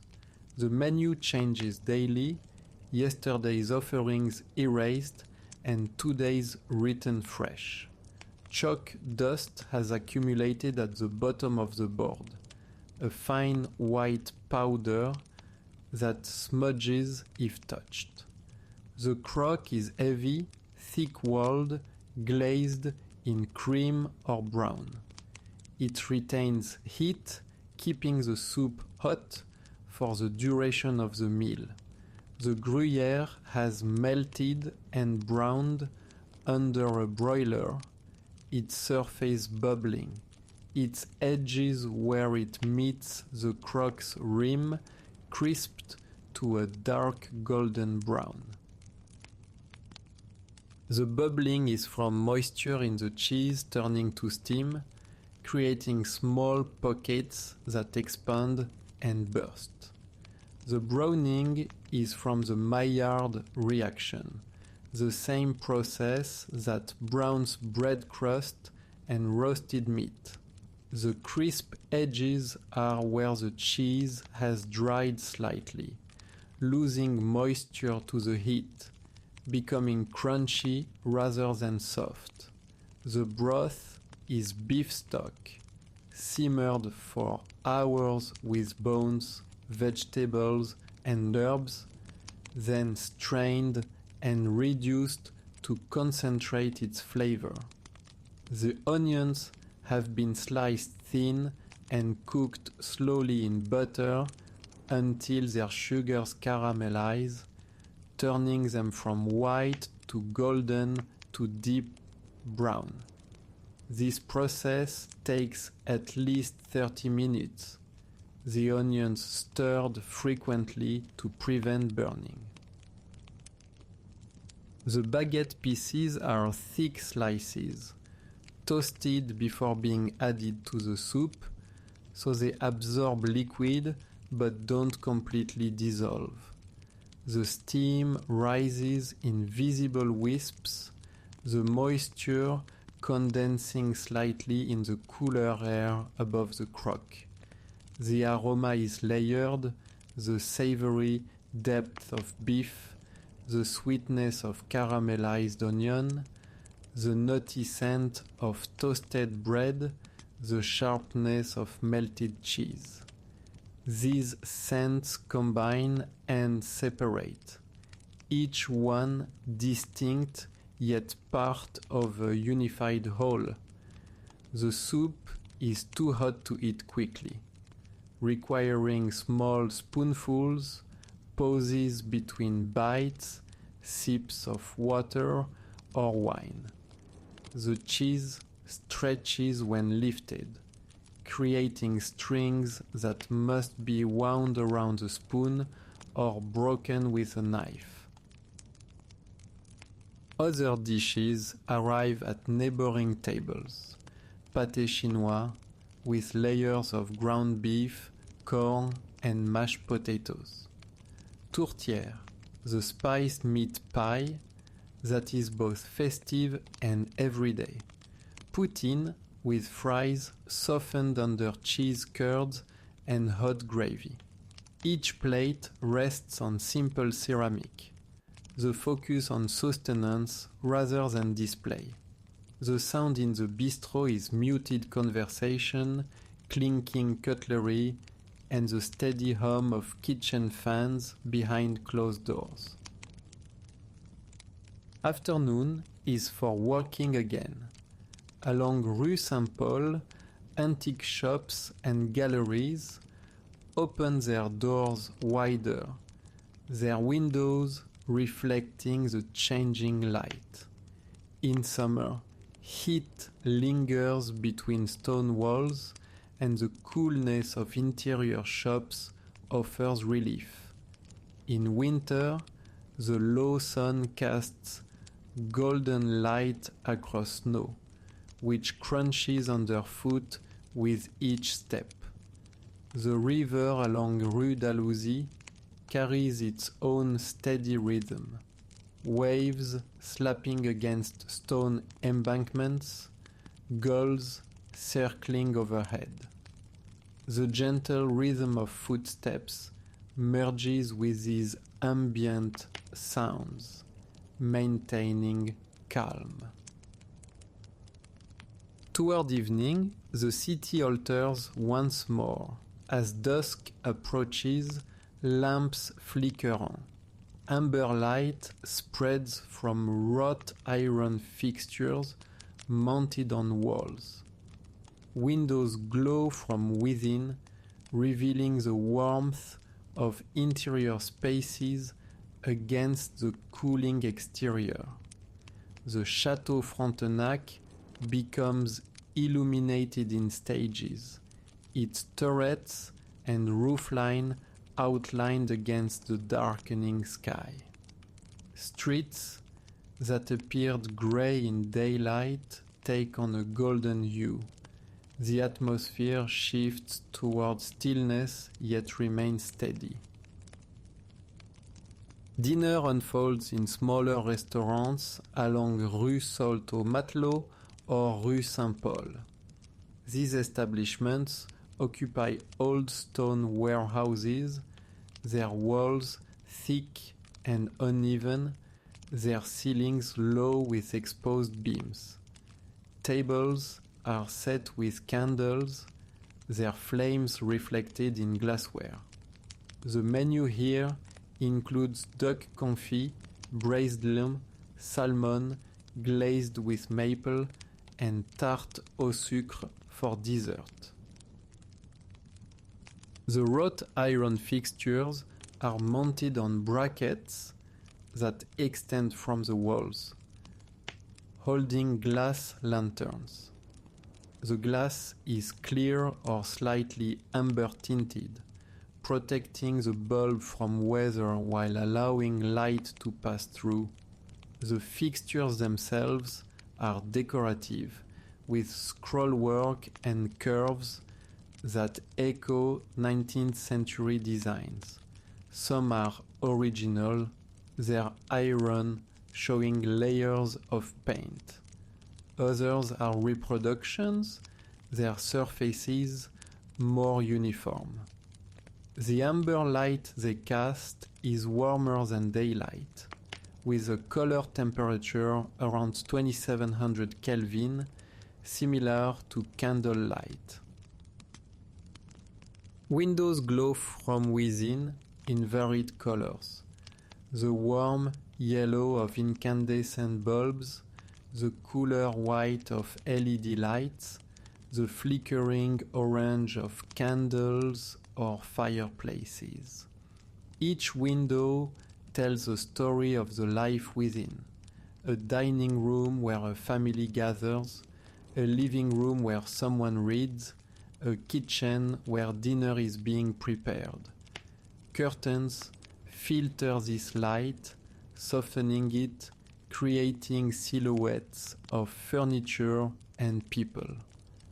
The contrast between the lit interiors and the darkening exterior creates a sense of warmth and shelter, the buildings becoming lanterns themselves. The Château Frontenac's illumination is carefully designed, with floodlights positioned to highlight its architectural features. The lights are mounted at ground level and on nearby buildings, angled upward to wash the walls with light. The copper roof, green with patina, appears almost luminous against the dark sky. The turrets cast shadows on themselves, creating depth and dimension. The building's silhouette becomes more dramatic at night, its jagged roofline standing out against the stars or clouds. Streets that appeared grey in daylight take on a golden hue, the stone reflecting the amber lamplight.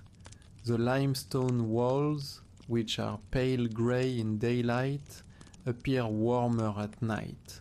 Cream, beige, even slightly pink in places where the light strikes at certain angles.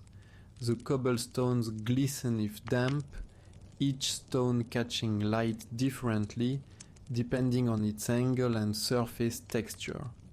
The overall effect is of a city transformed, softer and more intimate than in daylight. The duck confit arrives golden, the skin crisp, the meat tender beneath. Alongside, roasted root vegetables carry caramelized edges, their sweetness balancing the richness of the duck. Mashed potatoes, enriched with butter and cream, form a soft base on the plate. The tarte au sucre is simple yet profound. A flaky crust filled with sweet, dense maple custard, topped with cream that softens each bite.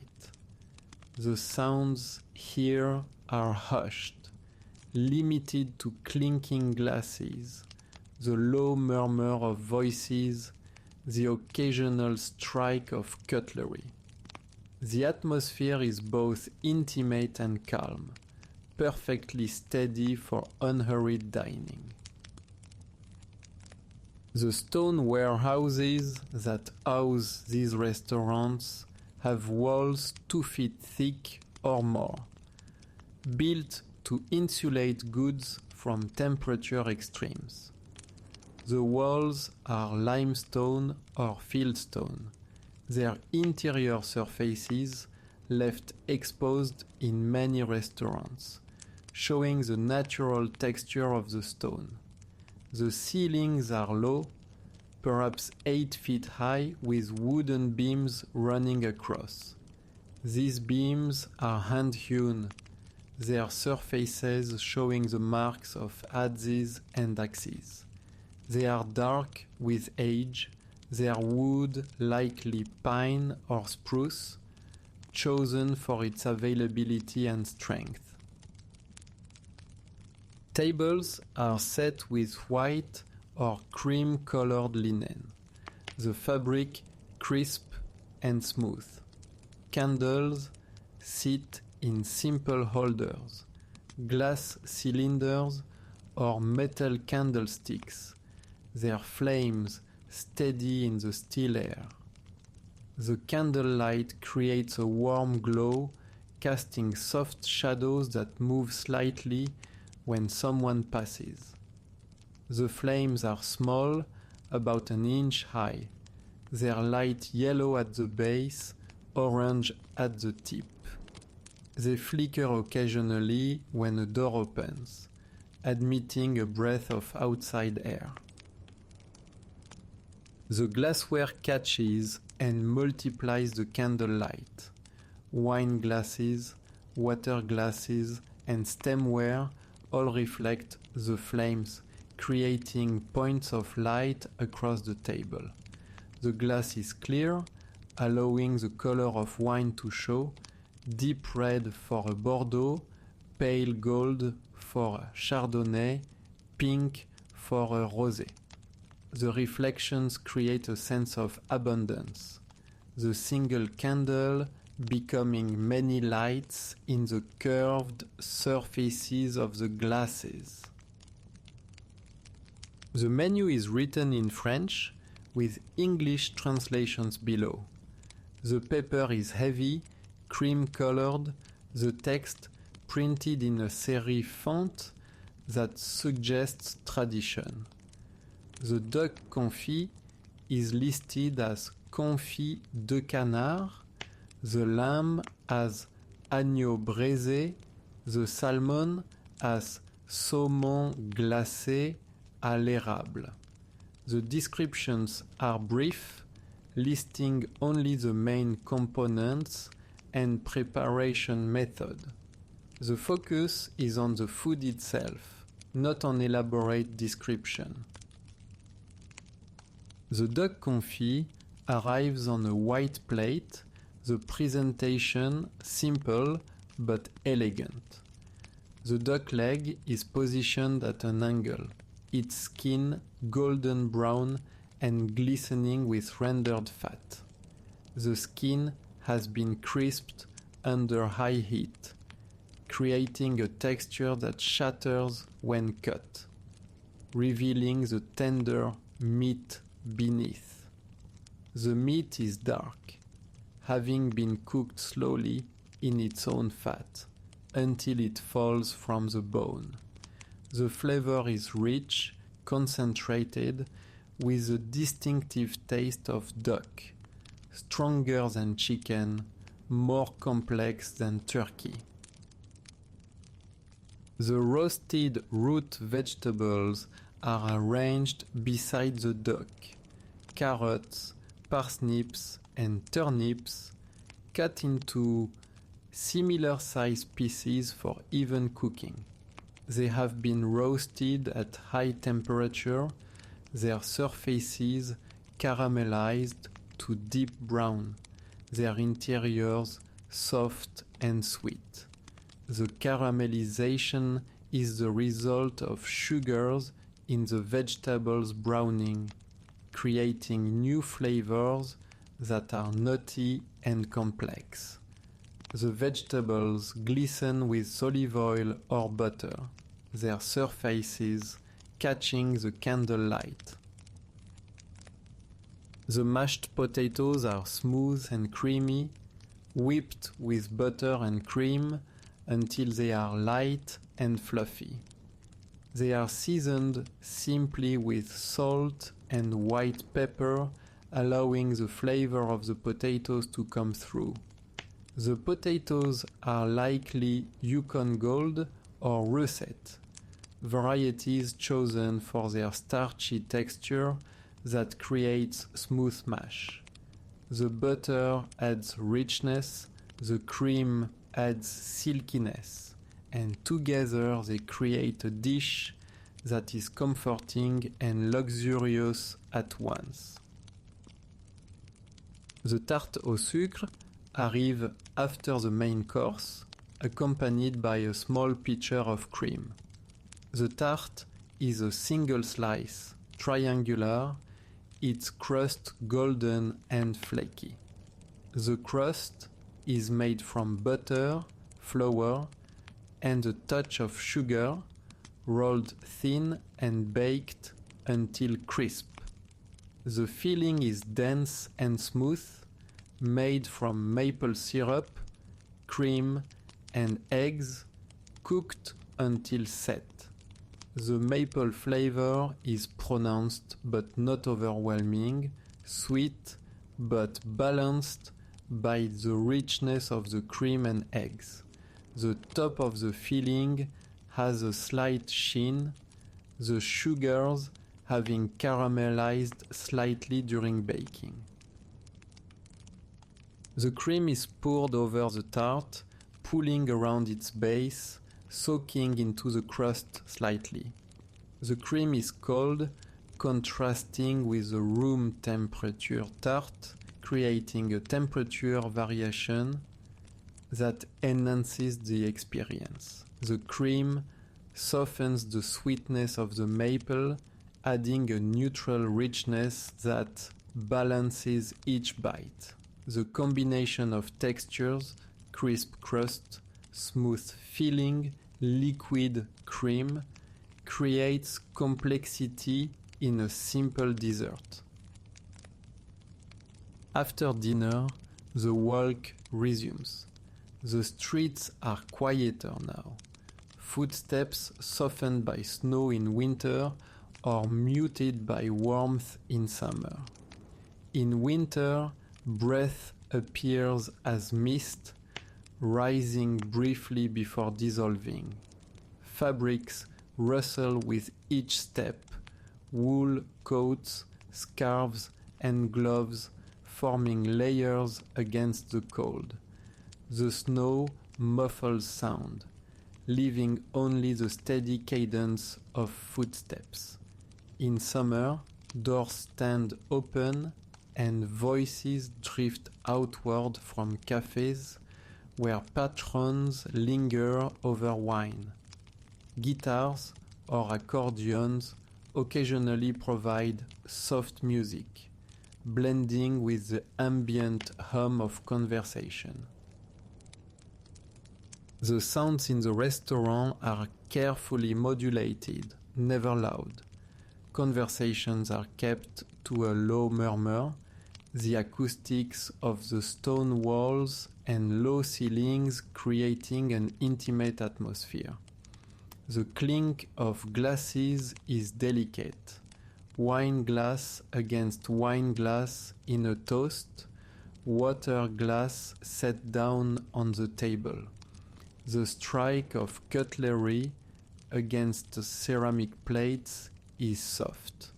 The knife cutting through tender meat, the fork lifting vegetables. These sounds create a rhythm, a background pattern that is soothing rather than intrusive. Behind closed doors, the kitchen produces its own sounds. The sizzle of food in pans, the clatter of pots, the low voices of cooks communicating. These sounds are muted by the thick walls and closed doors, reaching the dining room as a gentle hum, a reminder of the work being done to create each dish. The kitchen fans create a steady background noise, a low-frequency hum that is felt as much as heard, providing white noise that masks other sounds and creates privacy between tables. The atmosphere in these restaurants is one of calm and focus. The lighting is low, creating pools of light at each table while leaving the spaces between in shadow. This creates a sense of privacy. Each table its own small world. The service is attentive but not intrusive. Servers appearing when needed, disappearing when not. The pace is unhurried, courses arriving with time between them for conversation, for savoring, for rest. The entire experience is designed to slow time, to create a space apart from the rush of daily life. In winter, the cold is immediate and penetrating. The temperature can drop to -20 Celsius or lower. The air so cold it seems to crackle. Breath freezes instantly, forming clouds of mist that hang in the air for a moment before dissipating. The mist is visible, white against the dark sky, each exhalation a small cloud. The cold enters through any gap in clothing, at the wrists where gloves meet sleeves, at the neck where scarf meets collar, at the ankles where pants meet boots. The fabrics worn in winter are thick and layered. Wool coats, heavy and dense, provide insulation. The wool traps air between its fibers, creating a barrier against the cold. Scarves wrap around necks, covering mouths and noses. The fabric warming the air before it enters the lungs. Gloves or mittens cover hands, the mittens warmer because fingers share heat. Boots are insulated, their soles thick rubber to prevent cold from conducting up from the ground. These fabrics rustle with movement.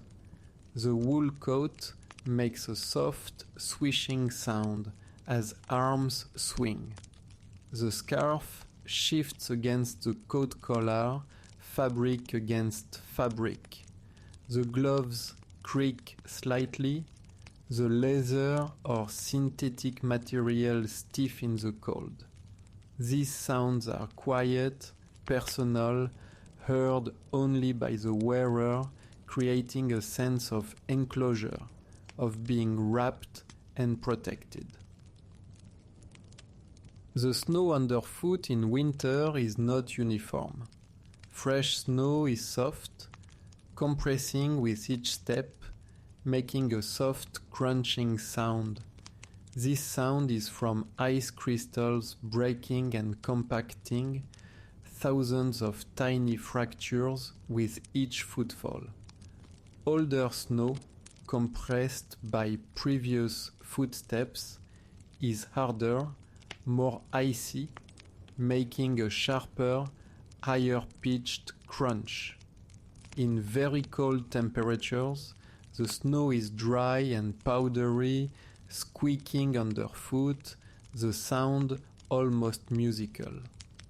This squeaking is from the friction of ice crystals rubbing against each other, a sound that only occurs below -10 Celsius. The snow muffles other sounds, absorbing sound waves rather than reflecting them. The city becomes quieter in winter. The usual urban sounds, traffic, voices, footsteps, all softened. This creates a sense of peace, of the world slowed down. The only sounds that carry well are sharp sounds. A door closing, a car horn, a shout, which stand out starkly against the muffled background. In summer, the experience is entirely different. The air is warm, sometimes hot, with temperatures reaching 25 or 30 Celsius. The warmth is gentle, not oppressive, moderated by breezes from the river. The air carries scents. Flowers from window boxes, food from restaurant kitchens, the green smell of trees and grass.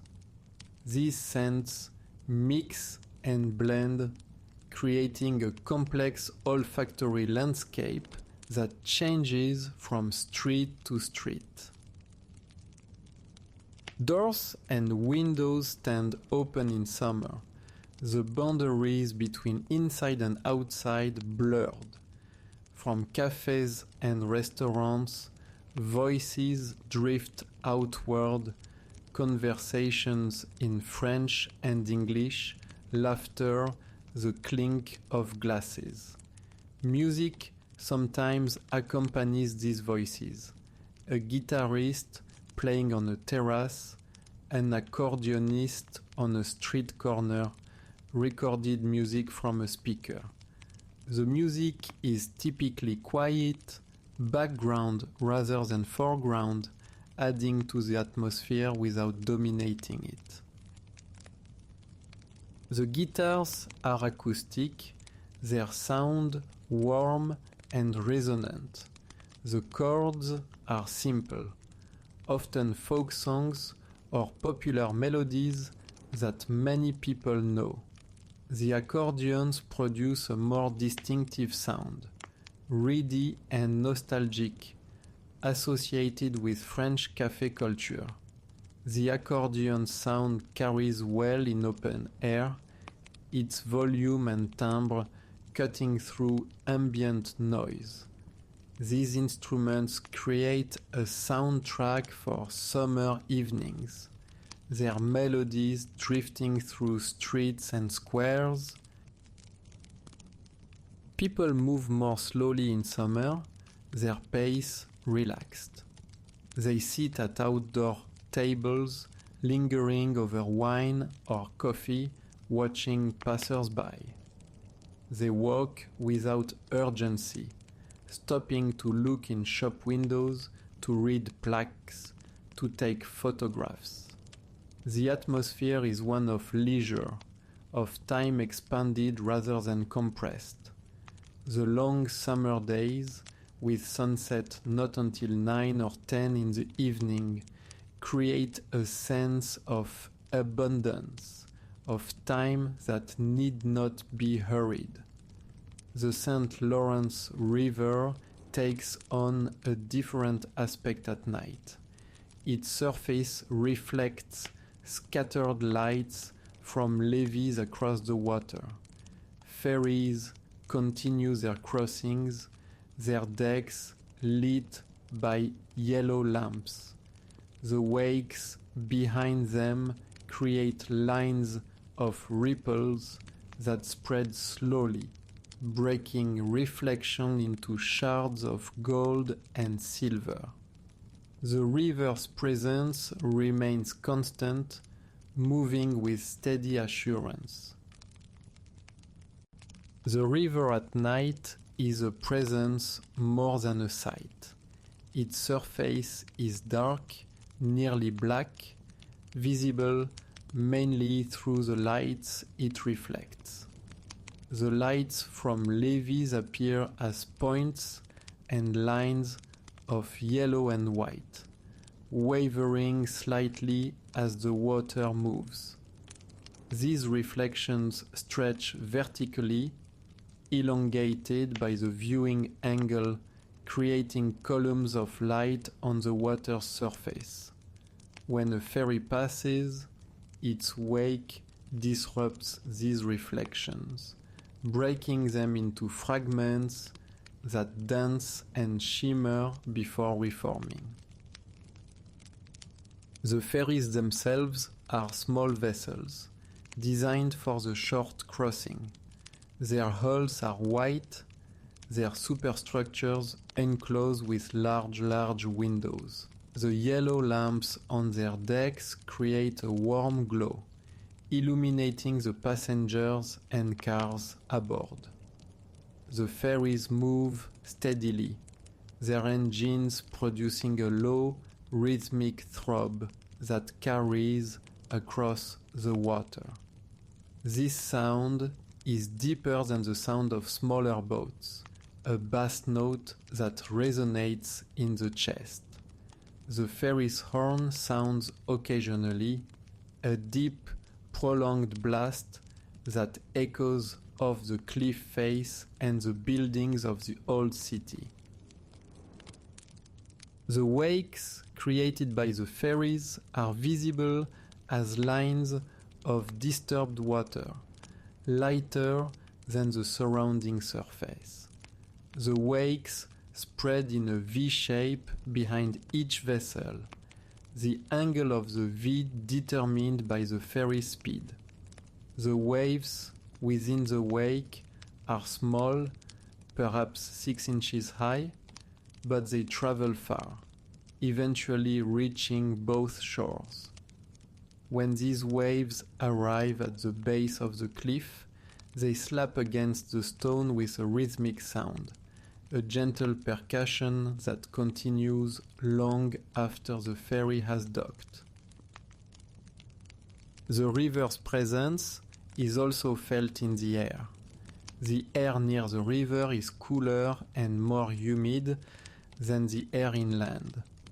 This creates a subtle temperature gradient noticeable when walking from the terrace down toward the water. The humidity carries scents, the mineral smell of water, the faint organic scent of algae and aquatic life, sometimes the smell of fuel from boats. These scents are not strong, but they are distinctive, marking the transition from city to waterfront. The river's sound is constant but subtle. The water moves with a steady current, creating a soft, rushing sound where it flows past obstacles, dock pilings, stone embankments, the hulls of moored boats. This sound is white noise, a blend of many frequencies, soothing and constant. It masks other sounds, creating a sense of privacy and calm. The sound is most noticeable in quiet moments, when other urban sounds have faded, becoming the dominant auditory element of the nighttime landscape. The Château Frontenac towers above, its copper roofs illuminated, its turrets casting sharp silhouettes. the building glows against the dark sky, a landmark both steady and luminous. Along Dufferin Terrace, the boardwalk planks echo underfoot, though fewer passers-by remain. The lamps along the terrace cast repeating pools of light, their reflections glinting on wooden surfaces. The gentle rhythm of footsteps, steady and soft, continues into the night. The terrace at night holds fewer people, but those who remain seem to savor the solitude. They stand at the railing, looking out over the river, their figures silhouetted against the lights of Levy. Some are alone, lost in thought, others are in pairs, standing close, speaking in low voices. The atmosphere is contemplative, the darkness and the expanse of water inviting reflection.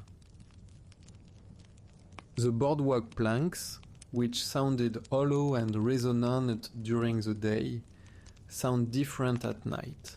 The sound is softer, absorbed by the darkness, less likely to echo.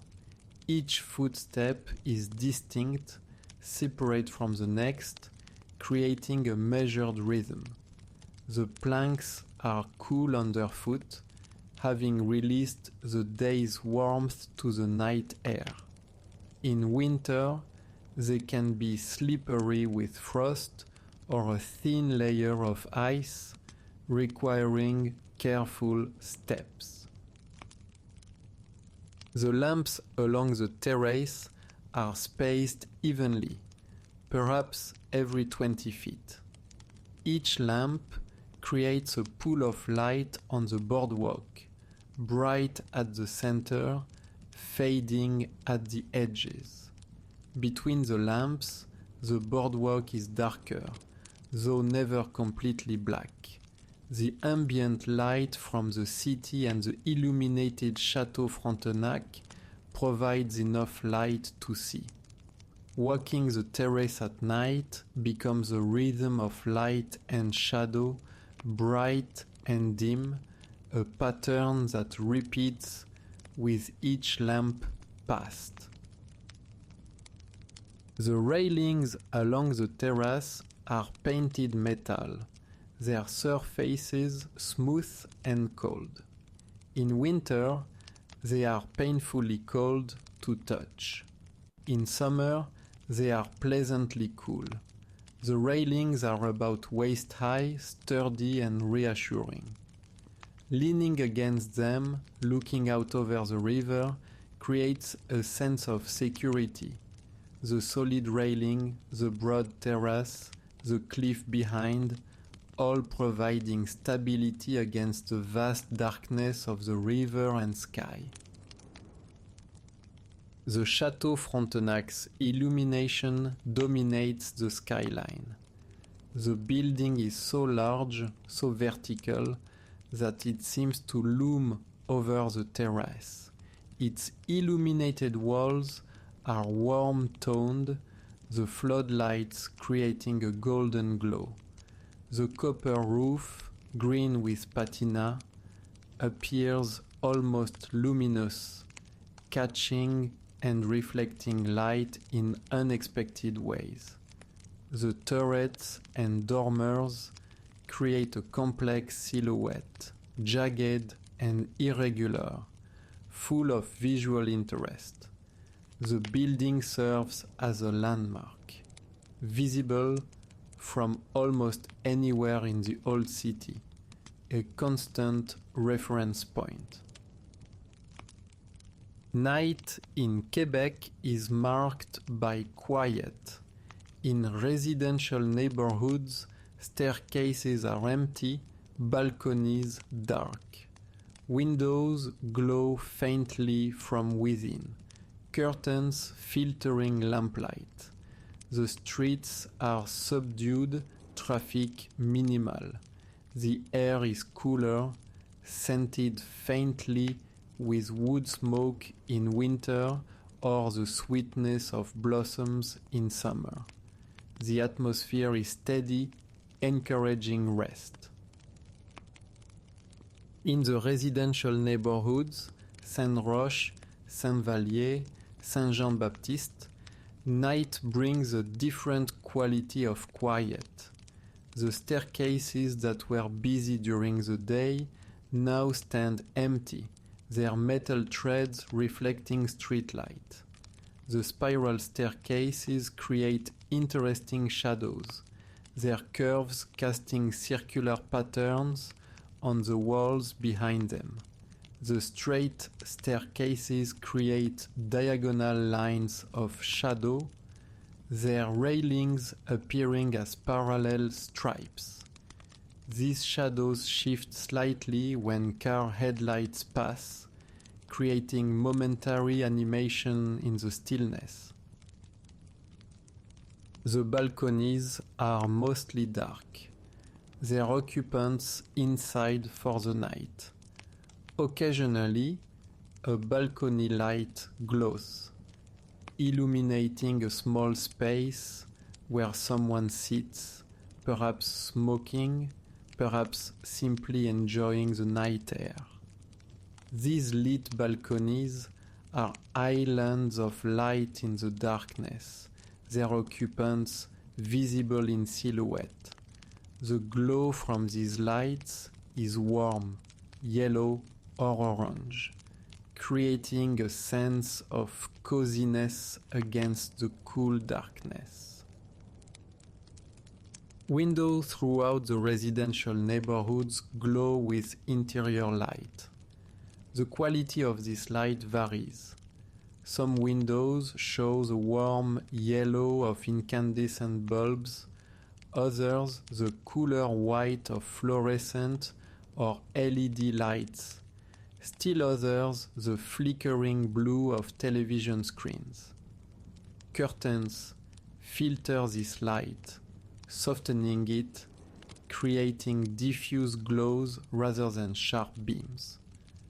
The curtains themselves are varied lace, which creates intricate shadow patterns, heavy fabric, which blocks most light, sheer material, which allows silhouettes to be seen. Behind these windows, life continues in private rhythms. Shadows move across curtains, someone walking from room to room, someone reaching for something, someone settling into a chair. These movements are glimpsed rather than seen, suggested rather than detailed. They create a sense of life, of habitation, of the city as a place where people live rather than just visit. The streets in residential neighborhoods are subdued at night. Traffic is minimal, an occasional car passing, its headlights sweeping across building facades, its taillights receding into the distance. The sound of these cars is muted, the engines quiet, the tires humming softly on pavement. Sometimes a car parks, its engine shutting off, its door opening and closing with a solid thunk, footsteps then moving toward the building entrance. Street parking is full, cars lined along both sides of narrow streets. The cars are covered with snow in winter, their shapes softened, their colors hidden. In summer, they are visible in detail. Compact yachts, sedans, the occasional truck or van. Their surfaces reflect streetlight, creating highlights and shadows that emphasize their forms. The cars are still silent, waiting for morning. The air in residential neighborhoods at night carries different scents, depending on the season. In winter, wood smoke is common, rising from chimneys where wood stoves or fireplaces burn. The smoke smells sweet and sharp, a mixture of burning wood and resin. It drifts through the streets, pooling in low areas, rising in columns from chimneys. The scent is nostalgic, associated with warmth and home. In summer, the air carries the scent of flowers, petunias, geraniums, and marigolds from window boxes and balcony planters. These scents are sweet and light, strongest in the evening when the air is still. The scent of grass is also present, cut grass from small yards and parks, a green, fresh smell. Sometimes the scent of cooking drifts from open windows, garlic, onions, herbs, creating a sense of domestic life, of meals being prepared and shared. The atmosphere in these neighborhoods at night is one of rest and privacy. The public life of the day has retreated indoors, leaving the streets to those few who walk them. The darkness creates a sense of enclosure. The narrow streets and tall buildings forming corridors that feel intimate rather than confining. The street lights provide enough illumination to navigate safely, but not so much as to banish the night. The balance between light and dark, between public and private, between activity and rest, creates an atmosphere that is calming and secure. This final segment captures the city through its mills, its shifting light, and its dependable rhythms from morning through night. The food anchors the culture, offering sustenance that is both traditional and comforting. The atmosphere alters with time, yet remains steady in tone. Quiet mornings, unhurried afternoons, warm evenings, tranquil nights. The soft sounds of the city persist throughout, always in balance with the gentle rhythm of footsteps. The day closes as it began, with stone walls holding centuries of silence, the river moving broad and slow, and the city's geometry illuminated by lamplight. Quebec endures not through spectacle, but through steadiness, offering rhythms that soothe and anchor. The walk slows, the footsteps fade, and the city rests within its own enduring calm. Stone, timber, and slate repeat across the city, forming a pattern that endures beyond centuries.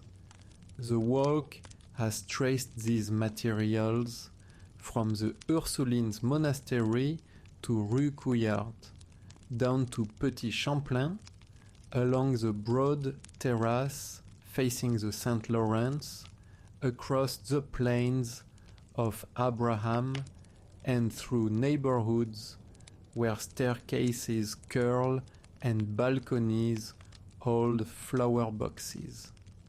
Each step has revealed another layer, yet the rhythm has remained steady, the gentle rhythm of footsteps, the soft sounds of the city, the calm geometry of streets and facades. History is present in landmarks, fortifications that circle the old city, the star-shaped citadelle, the basilica, the Anglican Cathedral, the Château Frontenac, towering above the river. Yet, daily life continues around these, in groceries where bread is stacked by the door, in staircases where children sit in summer, in bistro where soup à l'oignon steams beneath its crust of cheese, the grand and the ordinary merge, each steady, each part of the city's cadence. The atmosphere shifts with time of day. Morning begins with pale light, pastries warm from ovens, and quiet streets opening to movement. Midday unfolds in steady conversation, meals that anchor energy, and sunlight that sharpens the edges of stone. Evening softens the city in amber light, candles on tables, and the glow of lamps along the terrace. Night settles everything into calm. Windows dimmed, streets hushed, the river reflecting scattered lights. Quebec's character lies in endurance. Walls of limestone hold centuries of silence. Wooden facades lean slightly but remain. Copper roofs age into green patina, and staircases repeat their diagonals across rows of houses. Nothing here is hurried. Even battles and fires, though shaping, have not broken the city's rhythm. Life continues, steady and present, anchored by material and memory. As the walk concludes, the city rests as it has for 400 years. The river flows broad and unhurried. The terraces remain planked and measured. The walls hold steady lines against night. The streets retain their cadence. Neither rushed nor stalled, simply present. The gentle rhythm of footsteps fades into stillness. The soft sounds of the city merge with silence. The stone, the river, the light, they remain, enduring beyond this walk, offering calm and constancy. Quebec continues, steady and unchanging, a city that endures in rhythm, texture, and quiet presence.